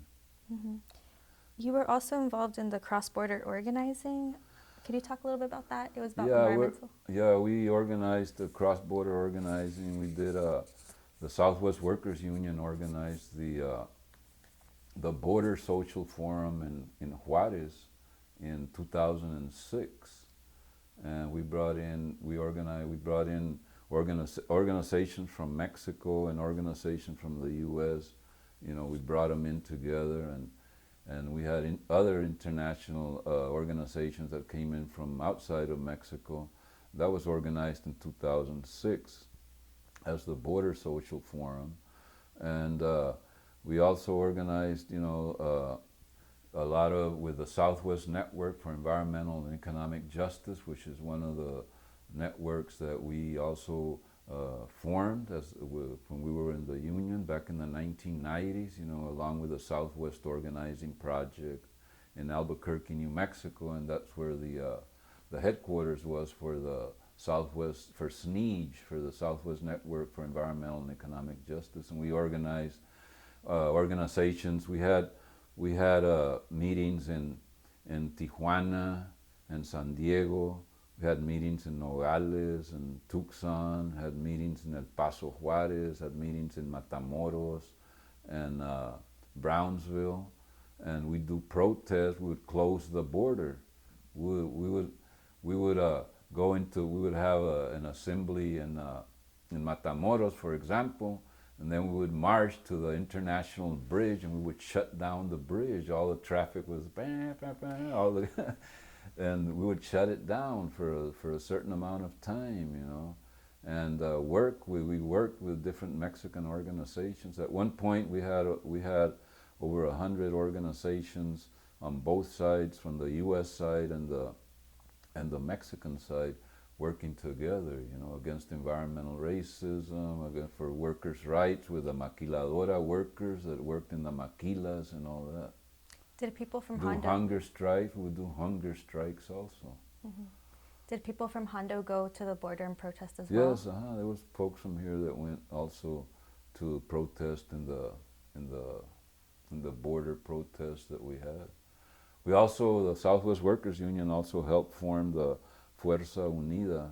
Fuerza Unida was a women's organization, workers' organization that got formed in San Antonio back in 1990 when the Levi's plant shut down, the Zarzamora street plant here in San Antonio, Texas, where there was women that were working 15, 20 years. And all of a sudden, 1990, they shut down the plant and moved it to Costa Rica, and that was like during the North American Free Trade Agreement fight and all that. And they left almost 1,100 women out in the street, So we helped them form themselves, into Fuerza Unida. And they're still an organization that they did a boycott against the Levi's products. The jeans, that patch that says Levi's, they would cut it off. You would cut it off, and that little label that says, that red label that said, would cut them off and send it into to San Francisco to the main office, and would boycott. No, don't buy any Levi's products. Then I went along with them. Also, we had a 5-day hunger strike right in front of the Levi's headquarters in San Francisco, California. Also, and the Fuerza Unida women, they still have an organization. They sew their own clothes. They have a particular brand of clothes that they have, like a cooperative now and all of that, Mm-hmm. So that's very good. Yeah. Could you talk a little bit, because presently you mentioned that you're involved with the University Sin Fronteras? Yes, the University Sin Fronteras was formed started forming, in 2010 by Ruben Solis. He was the founder of the University Sin Fronteras, and it promotes, emancipation, education for liberation of our people, and they have campuses in Atlanta was the flagship campus, the main campus. Then we had also a campus in San Juan, Puerto Rico, a campus in Birmingham, Alabama, a campus in Detroit, Michigan, and a campus in San Antonio. And so those are and here in Hondo, we're not like we do classes, no, on through the University Sin Fronteras, and so, but we're not like an official campus, but we do the classes anyway because I did classes over here when I was with the union in the San Antonio campus, you know. What kind of classes? We give classes on, for example, on workers' rights, on May 1st. What is May 1st? What happened in May 1st? What about environmental racism? What is environmental racism? What is, you know, what about capitalism? What is capitalism? What is colonialism? What is neocolonialism? You know, all those different issues. There's a lot of, you can give a class on basically anything that you want to culture, you know, on music, you know, for example. Why is there the conjunto music here? Where did it come from, you know? And the way we do the classes, we have an adjunct faculty, somebody that comes in and gives a presentation, a 15-minute presentation, 20-minute presentation about what you know, let's say it's healthcare, for example. Healthcare for all, you know, we give a presentation and then we do a round robin. Everybody that participates, that sign up for the classes, we do round robins, and everybody goes around and answers a particular question that's posed, you know. And if you want to skip, if you want to go around, but we persist that you say something, you know. And we document everything that everybody says, you know. And then we break up into groups, we break up into small groups, and we present, you know, they can have like some fact sheets on, it's my phone, a fact sheet, a fact sheet on let's say workers' rights or healthcare, and they discuss that in the small groups, then they come back together and we do more round robins and what did they learn from that particular fact sheet. And then at the end of the class, it's a 2-hour class, then like about 10 or 15 minutes before the class is over, the people that participate, the students, they write a paragraph or two or a page on what they learned or what are they going to do tomorrow to have an impact on what we talked about today, you know. Mm-hmm. You've done so much amazing work in activism. Is there someone that influenced you, or are there heroes related to activism that you have? Well, some of the heroes that impacted me were Juan Cheno Cortina, you know, Catarino Garza, Ricardo Flores Magón and the Partido Liberal Mexicano, you know, and there's also different labor and community organizers, Malcolm X, you know, Martin Luther King, and a variety of other labor and community organizers that have stood up for their rights and made changes here in the U.S. and across the world, you know. Mm-hmm. Fidel Castro also, Che Guevara, they inspired me. What about these men and activists? What is it about them that inspires you or that you admire?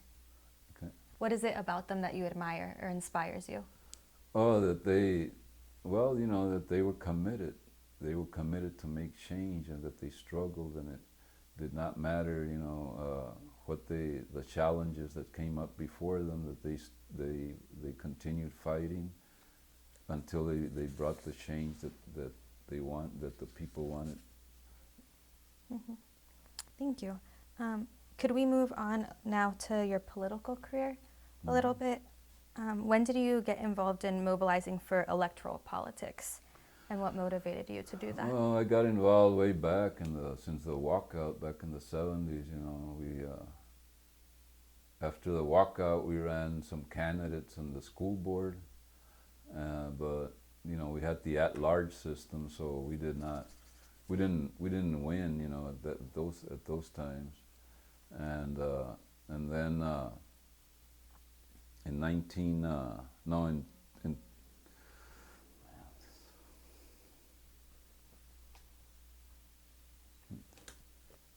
turn this off.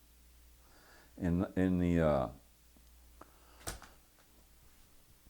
2008, you know, uh, I was convinced to run for city council, you know. So myself and Lucio Torres and Gina Gonzalez ran in a slate, you know, at the city, and we won, you know. So we won, and the city council's made up of 5 councilmen and the mayor. So we won. We had the power. We had the 3, you know. We had 3. So the white establishment did not like that, especially knowing our backgrounds and all that, where we came from and what we stood for, you know, and all of this, for workers' rights, for the against racism, for, you know, environmental justice and all of this. And so they said that we were going to break the city, that financially, because we gave the city workers, we were pushing for a living wage for the city workers. First raise we gave them was a 10% raise.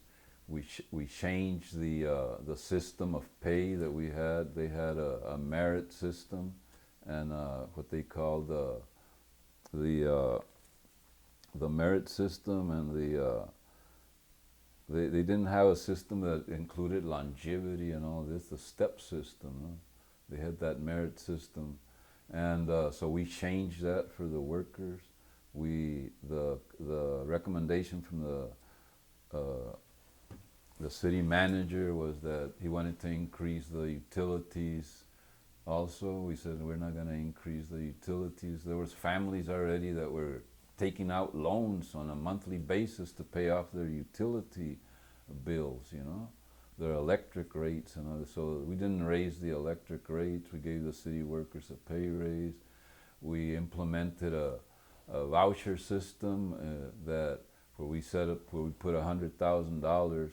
So if you have an old refrigerator or an old air conditioner that's 10 years or older, the city would go in there, remove the appliance, and then they would give you a voucher.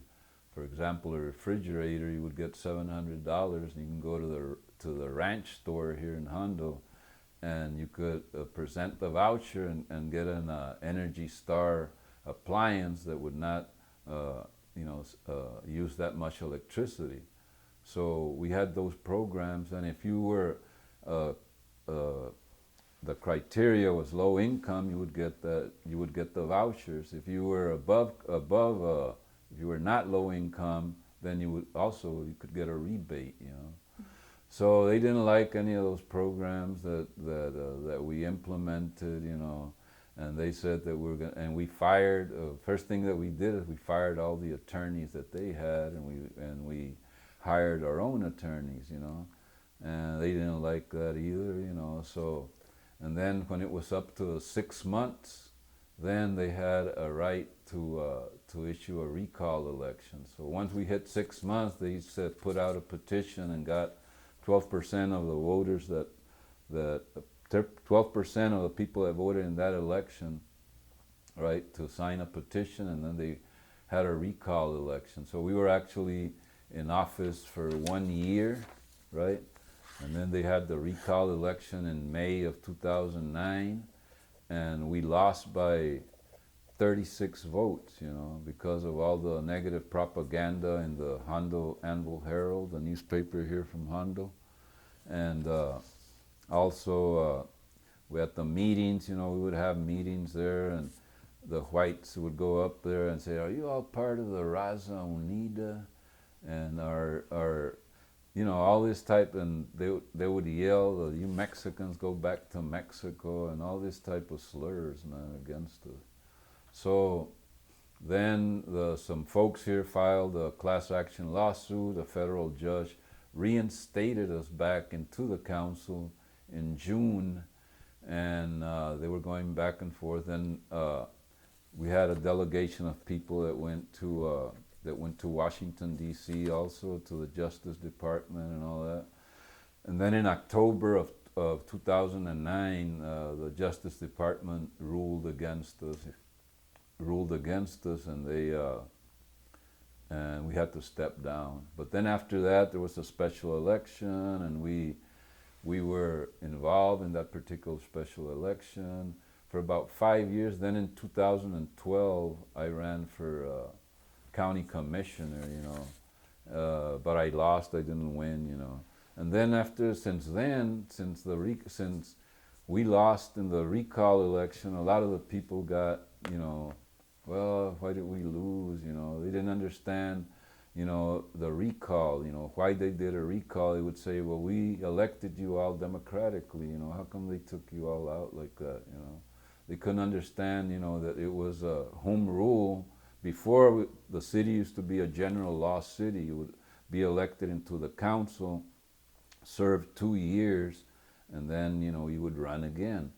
When in the home rule, they have a home rule charter, and the home rule charter has a section for recall, right?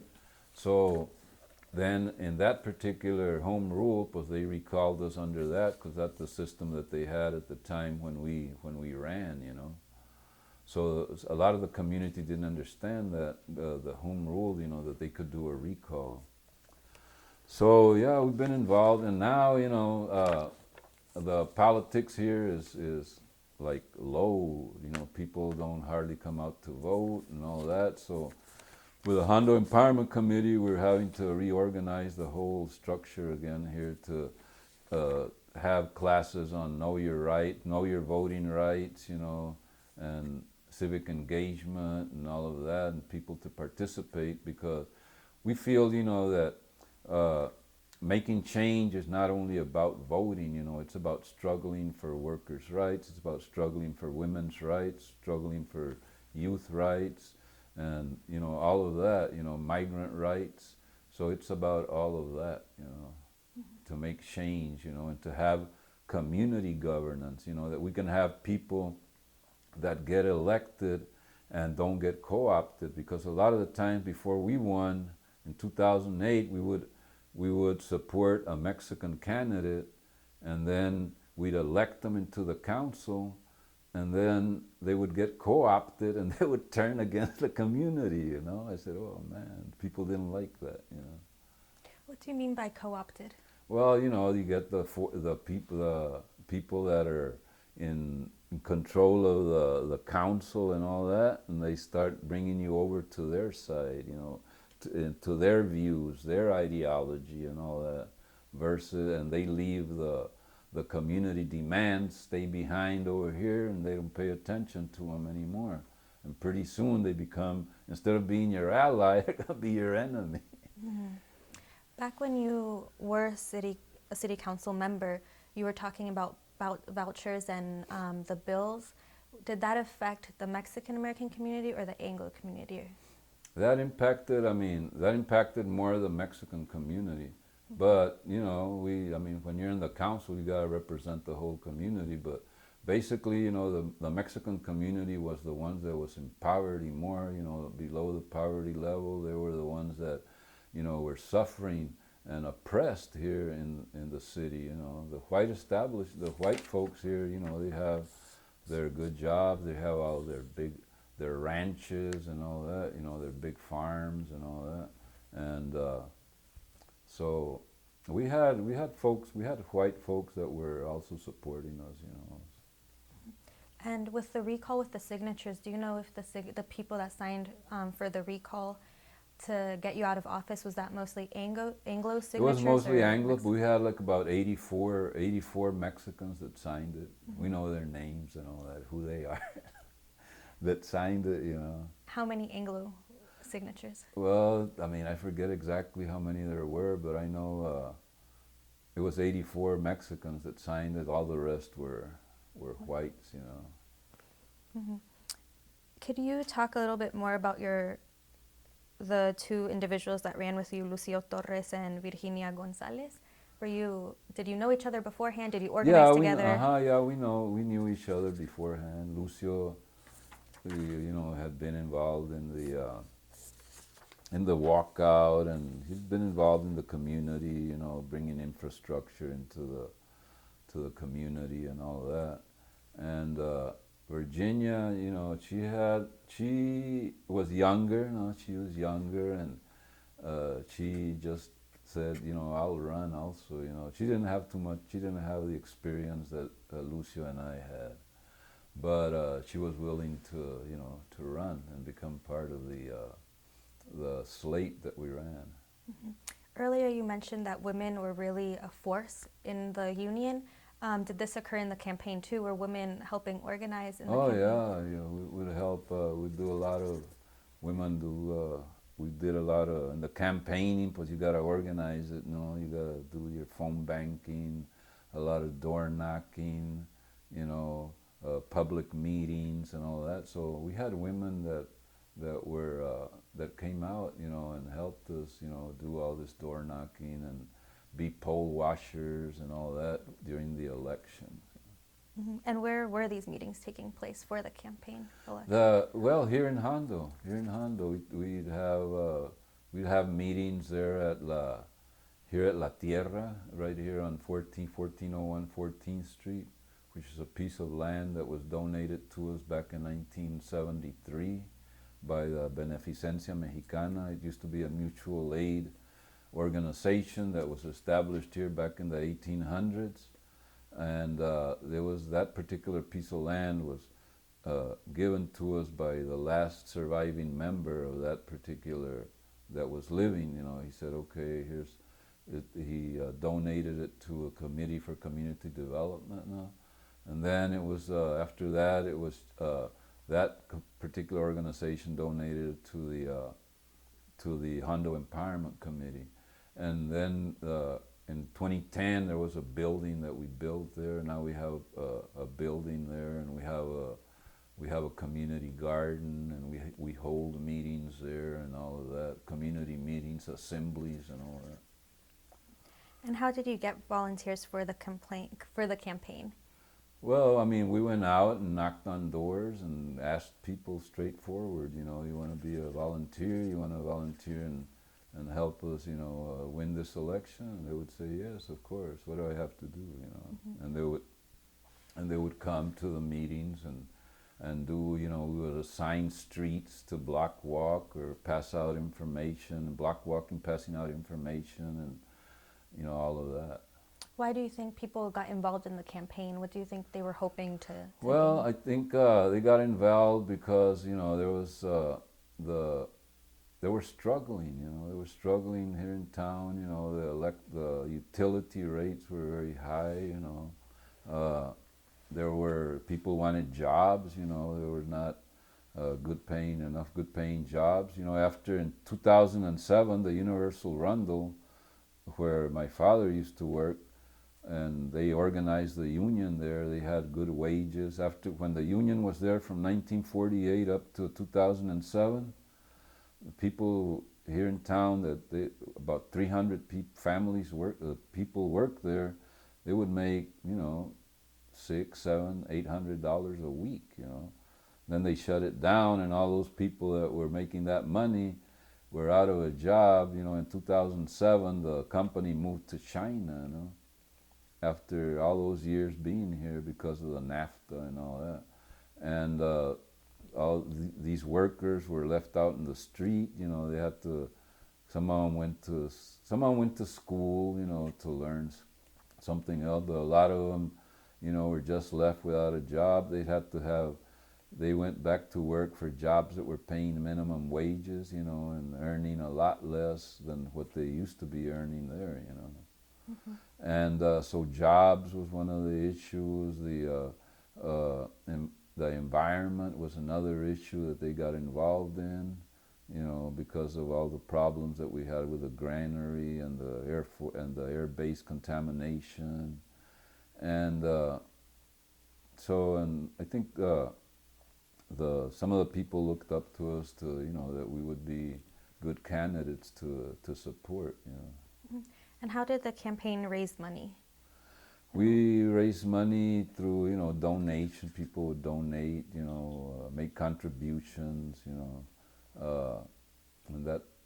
those are the types of ways that we finance the campaign. Mm-hmm. Were there people that you knew you couldn't ask, or were there people that were against your campaign or the campaign of all three of you? Where here, yeah, there's always, there's always a counter movement.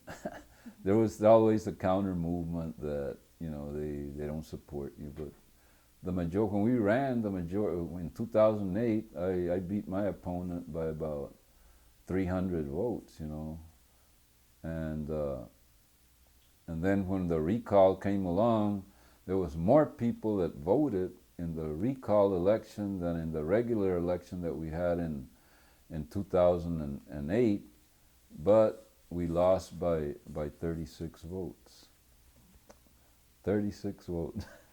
Yeah. And what the gringos did is that they lined up all their cattle trailers around City Hall like that, and so people were, and then we had to call in the Justice Department because they were videotaping from their cars and all that, people that went and voted, and a lot of the people that went to vote were registered voters, and for some reason or another they had to vote provisional and all that, so where their vote didn't count, and all that type of stuff was going on, a lot of shenanigans and stuff.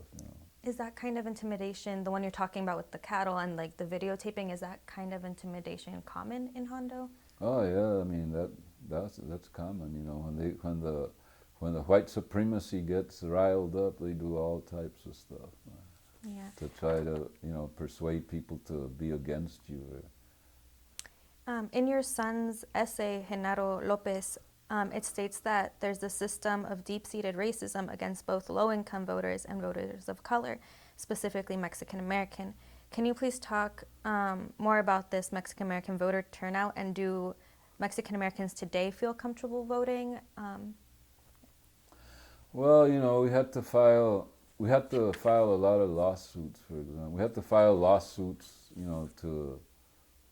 to get, people into office, to get single-member districts, for example, in the school system.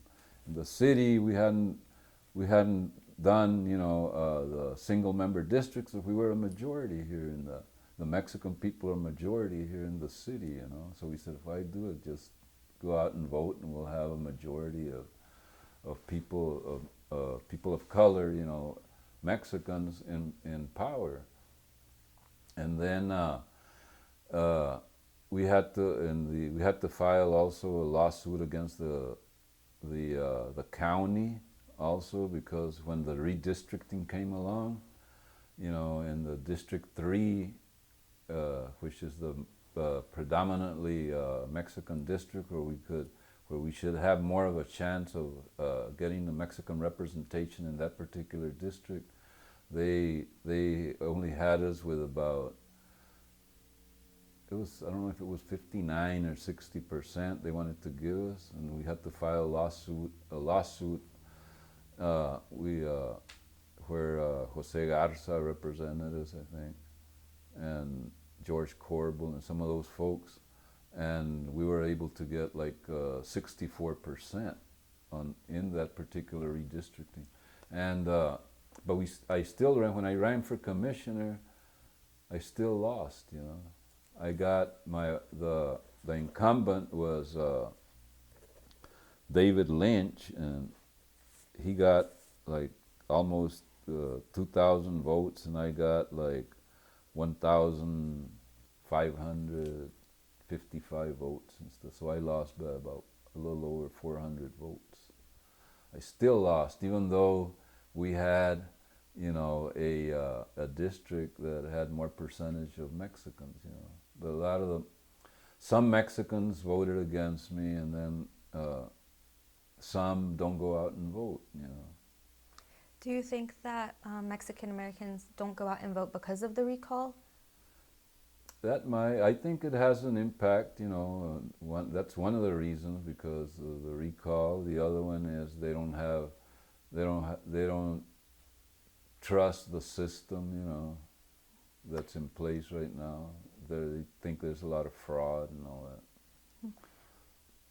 Your son, Genaro Lopez, describes what you're talking about as the good old boy election system.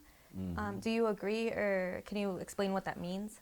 Well, good old boy system is that they put into place, you know, like that provisional voting, for example, or intimidation, or when you go there and vote, or if you if you work for a particular prominent white guy, you know, you're not the business owner or whatever.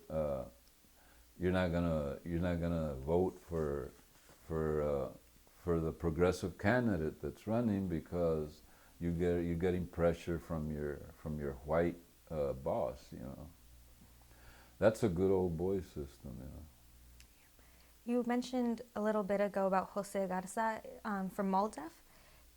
From TRLA, I think. How did you meet or get in contact, or how did Jose Garza come to Hondo? It's I don't know. I don't remember really. Do you remember how you felt when you won? Because you did win and you were in office, so do you remember winning in that day, or how you felt? Oh yeah, it felt great. We said, "Oh man, it's been taking us 30 years to get where we're at now, because we had taken over the power. You know, we had the majority vote. You know, so yeah, we won, and then a lot of people gathered, and then we had a caravan that we caravanned out the main streets, honking our horns and all of that. You know, it was really a great feeling." Yeah, and what did this win mean to you? Well, it meant that there was going to be change here in the city of Hondo.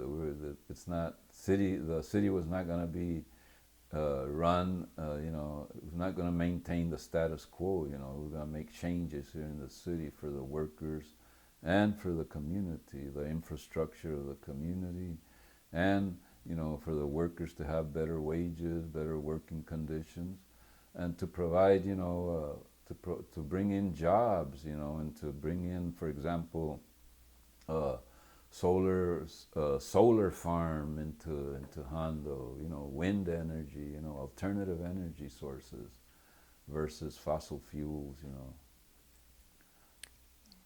And once the recall did happen, do you remember if there were protests against the recall? Not only action, like lawsuits, but were there protests? Oh yeah, it was protest. People protested in front of City Hall. People went into City Hall and protested with signs. In fact, after the recall, the city passed an ordinance where you can't even carry a protest sign into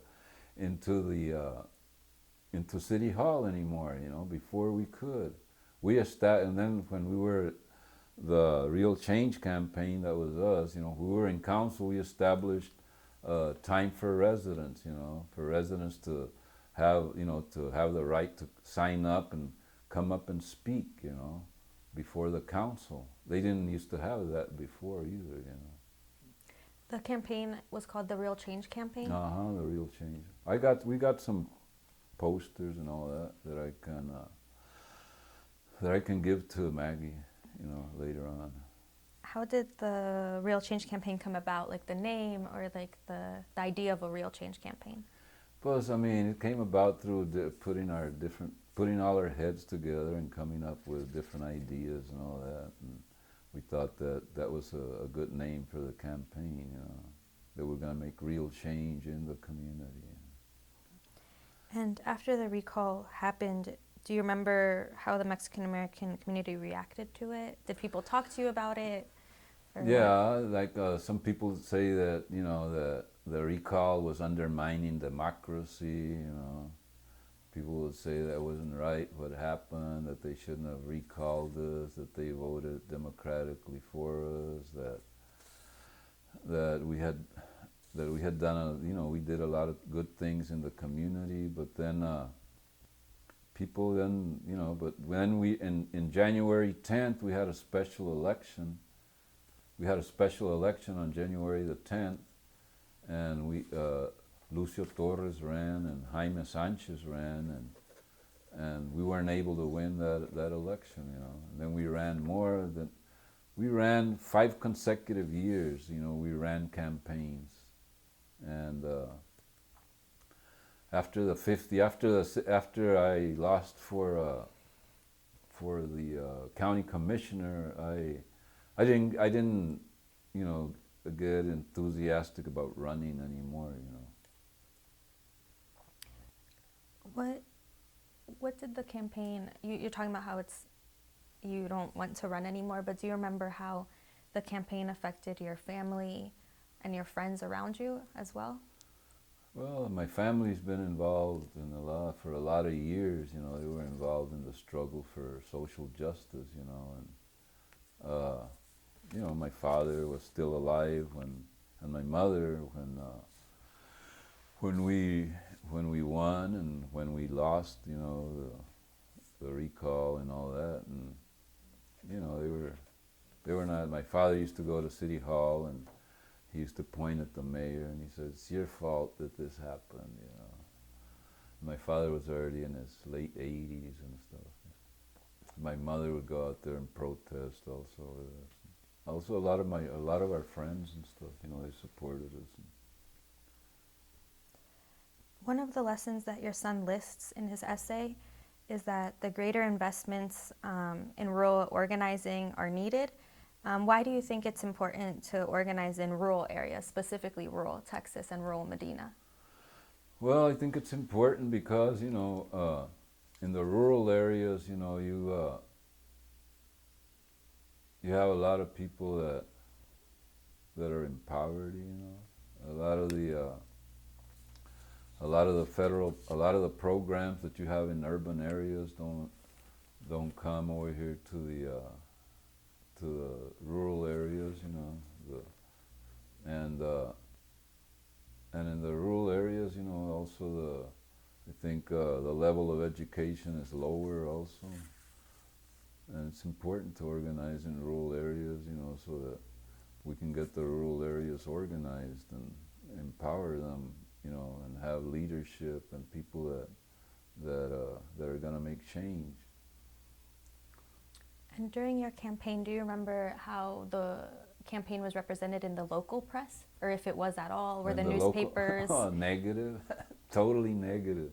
That's why we had our own news. We had to print our own newspaper called El Grito de Hondo.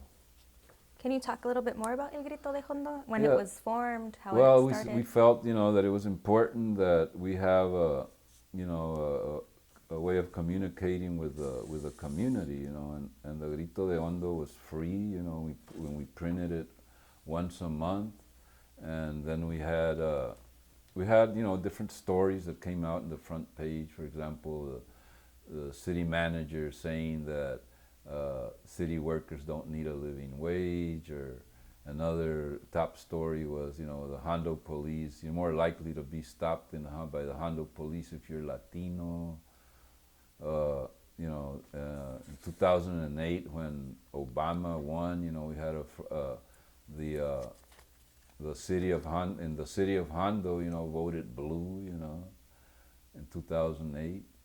So I lost my train of thought. Okay, what was the question? Newspaper. Huh? The newspaper, El Grito. Oh yeah, the Grito. So yeah, and then we had a community section. I would go out and would pose a question for that particular issue. I would go out in the neighborhoods, in the barrios, and randomly go out to somebody and ask them about how they felt about a particular issue that we're talking about, and I would take their picture, and they would make their statement, and they would have a full page of different people with their statements on there, and people like that, you know. Mm-hmm. So yeah, we had the Grito, I think, for about a couple of years. We need to revive it up again. We're not printing it out right now, but we should be. I mean, once we get organized again. And how were you able to print it out? Where was it printed out? And we printed it out in San Antonio. Yeah, we would go out to San Antonio and print it out at a press over there in San Antonio, then bring it over here and distribute it in different stores, and would go door to door and pass it out also.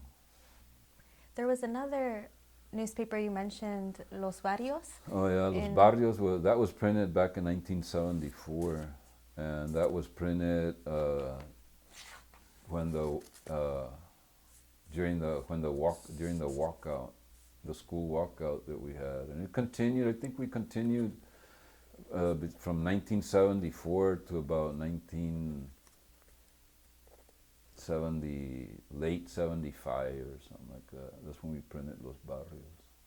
Was the local newspaper not highlighting the protest, or why did you feel No, the because need? they were totally against, the walkout and all that.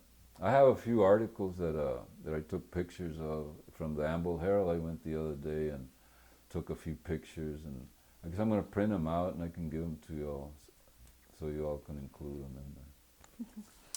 When you talk about how the press was negative, did they even publish anything, or did they say negative things, or they just Well, they completely said- ignored it? No, they said negative things about us, and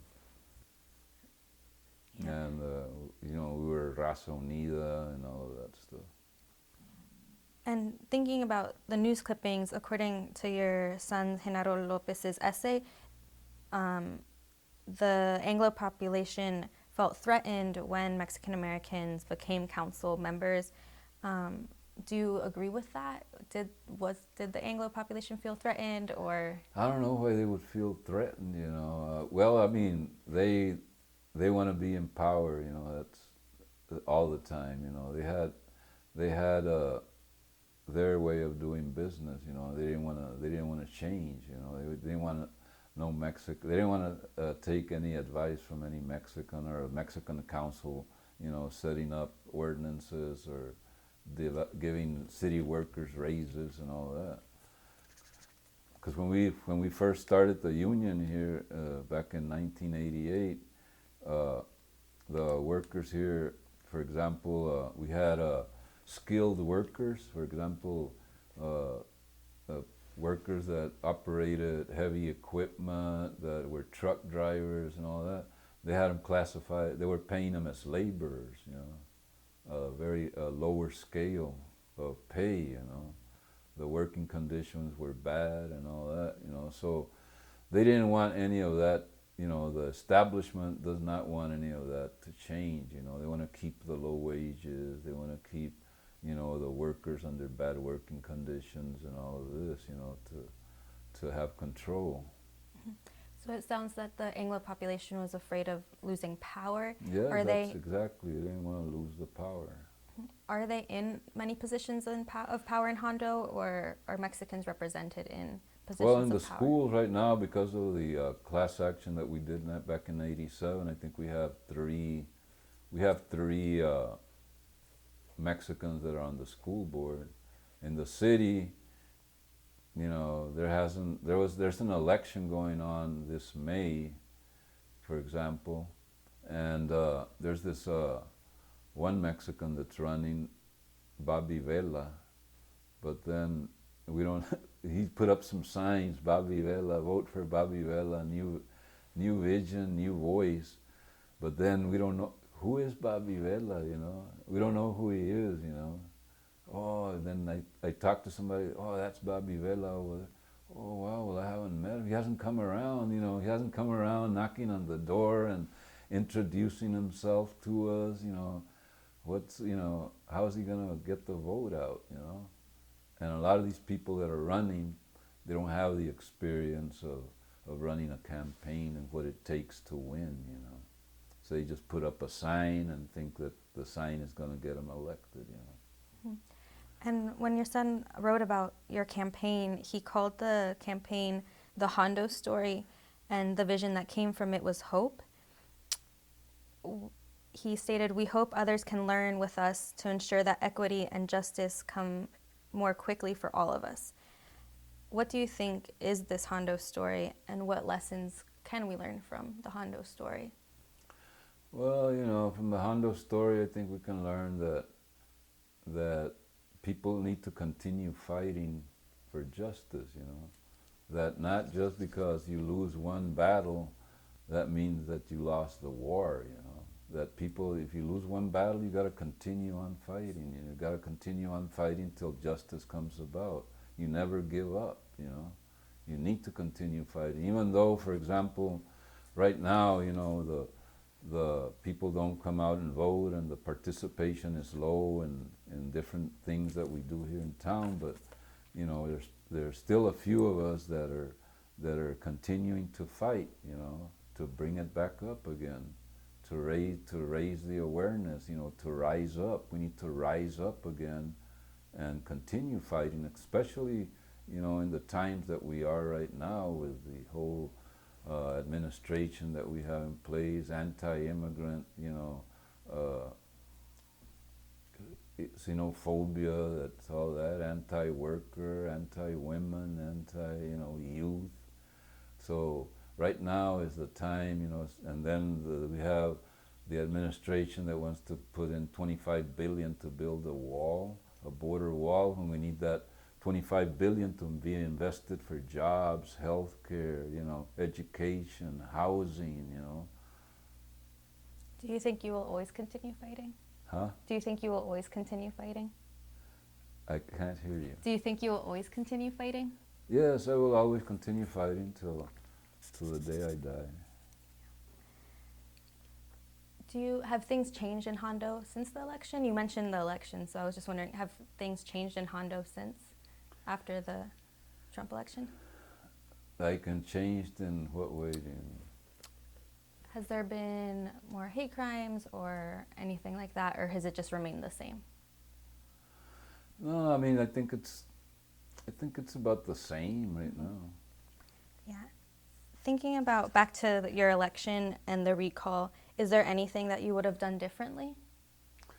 Yeah, I think I would have done it a little bit differently. I think, you know, when we got inspired and all that to run, which is good, you know, but I think if we would have organized the constituency, you know, prior to organize them in a different way to participate, to teach them what their voting rights are, how the system works, where the money comes from the budget. You know, it comes from property taxes, some comes from the states, maybe some from the federal government.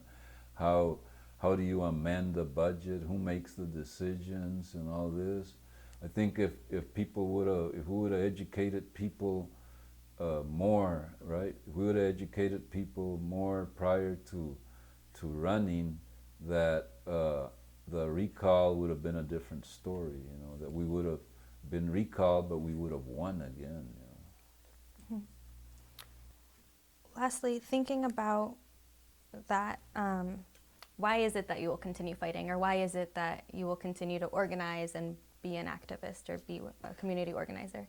I mean, what else do we have? We can't give up. You know, if we give up, things get worse. You know, your voice is not heard, the community is not organized, and so we gotta continue. We have to continue fighting. You know, in order for if we want change, you know, if we want liberation, you know. If we wanna, you know, get rid of, you know, the colonial mindset, we need to continue fighting. We need to continue educating people about their liberation. Now we're going to move to talk a little bit about Hondo in general. How is Hondo different from Natalia or the surrounding cities or towns? Hondo's different because here in Hondo, you know, there's been continuous struggle for a lot of years, you know.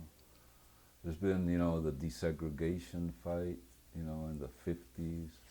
There's been, you know, the fight for better education, you know, during the 60s and the walkouts. The 60s and the 70s. And people here in Hondo have stood up and fought, you know, against police abuse, you know, for environmental justice, against environmental racism. And I've noticed that in a lot of the other cities in Medina County, the people, even though here we've organized and lost and continue organizing, and we continue, you know, and we fought, you know, in the other, like Natalia and some of the other places, people the Mexican community doesn't really get organized to fight, you know, for workers' rights, against environmental racism. Why do you think that is? I don't know. I mean, I think that's because of the white supremacy, you know, and people are very colonized. We're very colonized, you know. All of us here at Cala, we have a certain way that we act because of over 500 years of colonialism, you know. Mm-hmm. Growing up in Hondo, what was the relationship between Mexican Americans and African Americans in Hondo? Oh, it was good. Yeah, it was we had about 9 or 10% Africans here, and most of the Africans here, they lived in the barrio, and they knew how to talk Spanish like we did. Were they involved in community organizing and politics as well? Some of them were, yeah. Some of them were involved, you know, in the politics and helping us out. Mm-hmm. Did you ever witness, or were there ever involvement in social movements or political movements between African Americans or the Black community? Come again? Did you ever witness, or were you ever involved in social or political movements with African Americans or Black communities here in Hondo? I mean, I haven't, you know. I talked to some Black friends here, and they've been reluctant to run, you know, like to run like for a political position, like in the city council or the school board and all that. And I don't know, you know, they have their own reasons, you know, but here in Hondo, for example, we have the Emancipation Oak that's over here on the north side of town, you know, and that's where the Black slaves gathered, you know, in 1865 when they were emancipated, you know, because here in Texas, the Blacks didn't get emancipated till 1865, which is 2 years later, because the Emancipation Proclamation was in 1863, you know, and here in Texas they wanted more money, you know, so they kept them another 2 years as slaves, you know, and a lot of and they have a slave cemetery here also in Hondo, and some of the Black folks didn't even know that there was an Emancipation Oak here, or that there was a Black cemetery where some of the Black slaves are buried, you know. In one of the news clippings, it mentioned that there was a class about the oak. What? There was a class, or was there ever a class about what you're talking about? A class? Or information, was this? Yeah, we had a class in during the Juneteenth with the University Sin Fronteras. We had a class that took place, and we brought students from San Antonio, and also we gathered some people here from Hondo, and we went to the Emancipation Oak on Juneteenth, and there was also some people that were here from Tennessee, some Black folks, and they went with us over there, and we had a little ceremony there, lit up some sage and did some remembering, had a time for silence for all the folks that were emancipated at that time, that met under that big old oak tree, you know. When you were talking about your time in Vietnam, you mentioned that Latinos or Mexican American soldiers and Black soldiers got together. Can you give one or two examples of this? Yeah, we used to come together, you know, and because there was racism, there was a lot of white soldiers that were very racist, you know, and some of the friends that I made over there in Vietnam, they would go and pull guard duty, perimeter guard duty, and they would have people from U.S. soldiers shooting at them instead of, you know, incoming from the outside, from the Vietnamese. It would be from within, the inside, you know. And there would be a lot of fights also in the mess halls, you know, between the Mexicans and Blacks against the whites, you know. Like physical fights? There was a lot of racial tensions, yeah. Physical fights? Huh? Physical fights? Yeah, fight. And also they would shoot. There was people that got shot and stuff. Coming back to Hondo, are there other community leaders in Hondo besides yourself that organize in Hondo? Yeah, there's others. There's other political leaders that are around here, but sometimes a lot of the leaders, they tend to, you know, not get involved anymore after they get to a certain age, or they tend to just slack off, and because of their age and stuff. But what we want to do is to develop new leadership from the youth. The youth are the ones that we need to organize and make leaders out of. We have a lot of youth here. There's a lot of potential. All over here in South Texas. That we have a lot of potential leaders, but we have to get them involved. We have to train them. We have to teach them about their history. What are their rights? What are their human rights? What are their human rights? What are their worker rights? What are their student rights? What are their youth rights? And how do you get empowered? And how do you get like community governance? How do you do all this? And get them. And I think if we continue doing that, we have a good future to look at. There's a lot of youth leadership potential out here in South Texas. Thinking back to the Hondo walkouts, where did the idea to have a walkout come from? From the community, from the parents themselves, from frustration on how their children were being treated at school, as second-class students, not meeting up to par with the white students, and they got tired of all this discrimination and racism, and they're the ones that said, let's walk out of school, And at that time, there was walkouts that were happening. There's some walkouts that had happened in Uvalde and in Crystal City, and I think in Los Angeles, California. That was a trend. People were walking out, way back then. And now you have all these students that walked out because of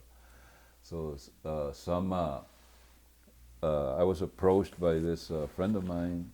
He was in the third grade when the walkout happened here, and when everybody was walking out, he jumped out of a window and walked out too. But he didn't have the support of his family, of his parents. So after everybody walked out, we went to a particular place over here to have a rally, and then he said that his dad came up and picked him up, and he said, "What are you doing here? With all this." And he said he took him back. His father took him back to school, and the principal gave him 20 licks in front of all the students. He said he felt terrible, and he was telling me all this. I don't know if he's going to be interviewed today or not, but he told me that he felt terrible that his dad had done that to him, and then that they had made an example of him in front of all the students, giving him all those licks, because he had walked out of the school. And he believed, in what was going on, all the mistreatment that the Mexican students had to go through. He said he went through some of those too. Would you mind saying his name? Yeah, his name is Johnny Alvarez. Mm-hmm. During the walkouts, what other social or political activism outside Hondo, was there support for the walkouts? Yeah, there was support for the walkout. Like I said, we had teachers that came in from Crystal City and San Antonio to set up the alternative classes and all that. Mm-hmm. Were there specific social or political movements that the parents and the students were looking up to or looking at as examples? I don't recall. I don't remember that exactly right now. I know It's the Brown Beret organization. It's a statewide organization. They were supporting our walkout. MALDEF, supporting our walkout. Different organizations. There was different organizations that from outside of Hondo that were supporting us, definitely. In what ways were the Brown Berets and MALDEF supporting the walkout? Well, MALDEF filed a lawsuit, because they went to the Fifth Circuit Court of Appeal because the county judge wanted all the names of the people from that were members of the Familias Unidas, and we said no, we're not going to give you those names, So they took it all the way up to the Fifth Circuit Court of Appeals in New Orleans, and they struck that constitutional law. They took that constitutional law out of the Texas law books, struck it out. They can't, we don't have to give the names of our members to, the county judge, because we're involved in a political situation here at the school. So that we won that,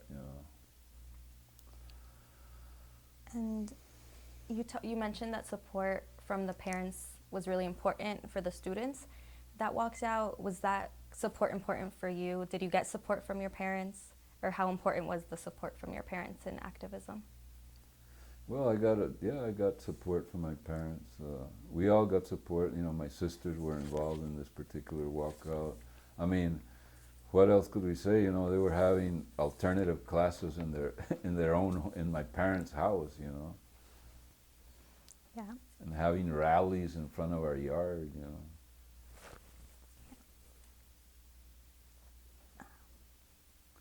So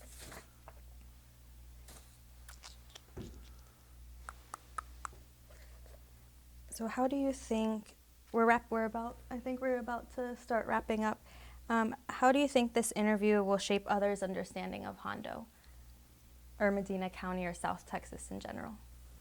Well, I mean, I think that they'll have an understanding that that we're a colonized people. That colonization is something that we have to deal with, that we have to educate people about. That we not get assimilated into this particular system as easily, as some of us are assimilated into this particular system. And say the question again. Just about how you think this interview might shape people's understanding. Yeah, and that you have to continue struggling.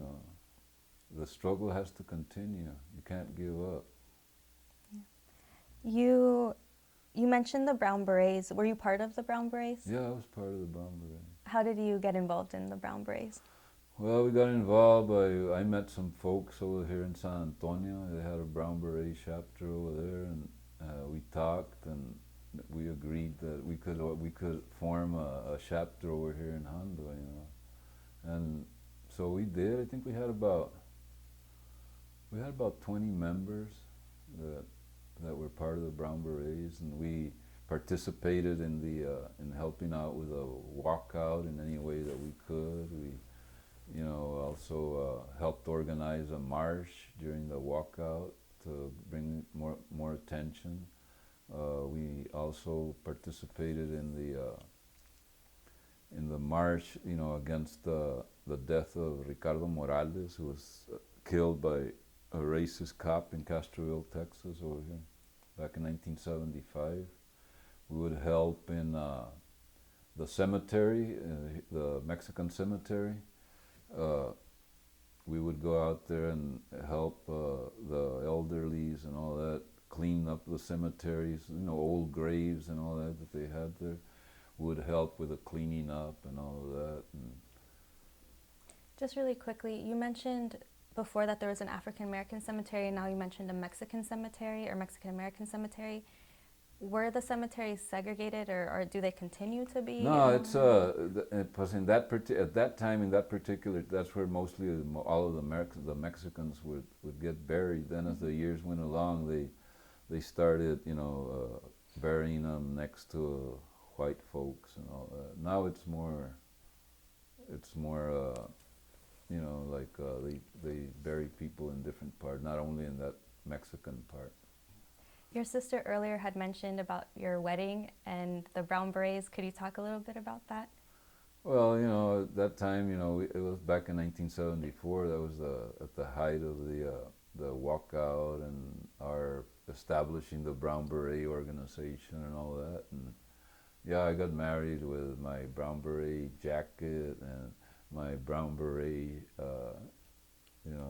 cap and all that. Did you have your, what is it called, best men? Were they dressed in? Yeah, and everybody else was dressed like in a brown beret and all that. I don't have any of those pictures anymore. I don't know what happened. Yeah. Talking about the brown berets, could you tell me about your political party affiliation? My what? Your political party affiliation, or do you identify as a Democrat, Raza Unida party? No, really, right now, I don't even identify as a Democrat, and I would identify more as an independent, Why?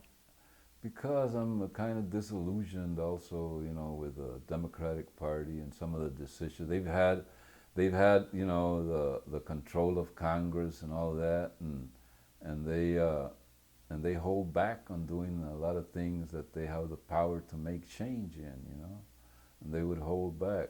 I mean, of course, if it's between a Republican and a Democrat, I'm going to vote for the Democrat, if there's no other choice, But now I look back, like when I ran for county commissioner, I ran as a Democrat, and I don't feel I got the support from the Democratic Party that I needed to get, For example, the Democratic Party they went out and blocked walk for this white guy that was running for constable in Devine, Texas, in that particular area over there.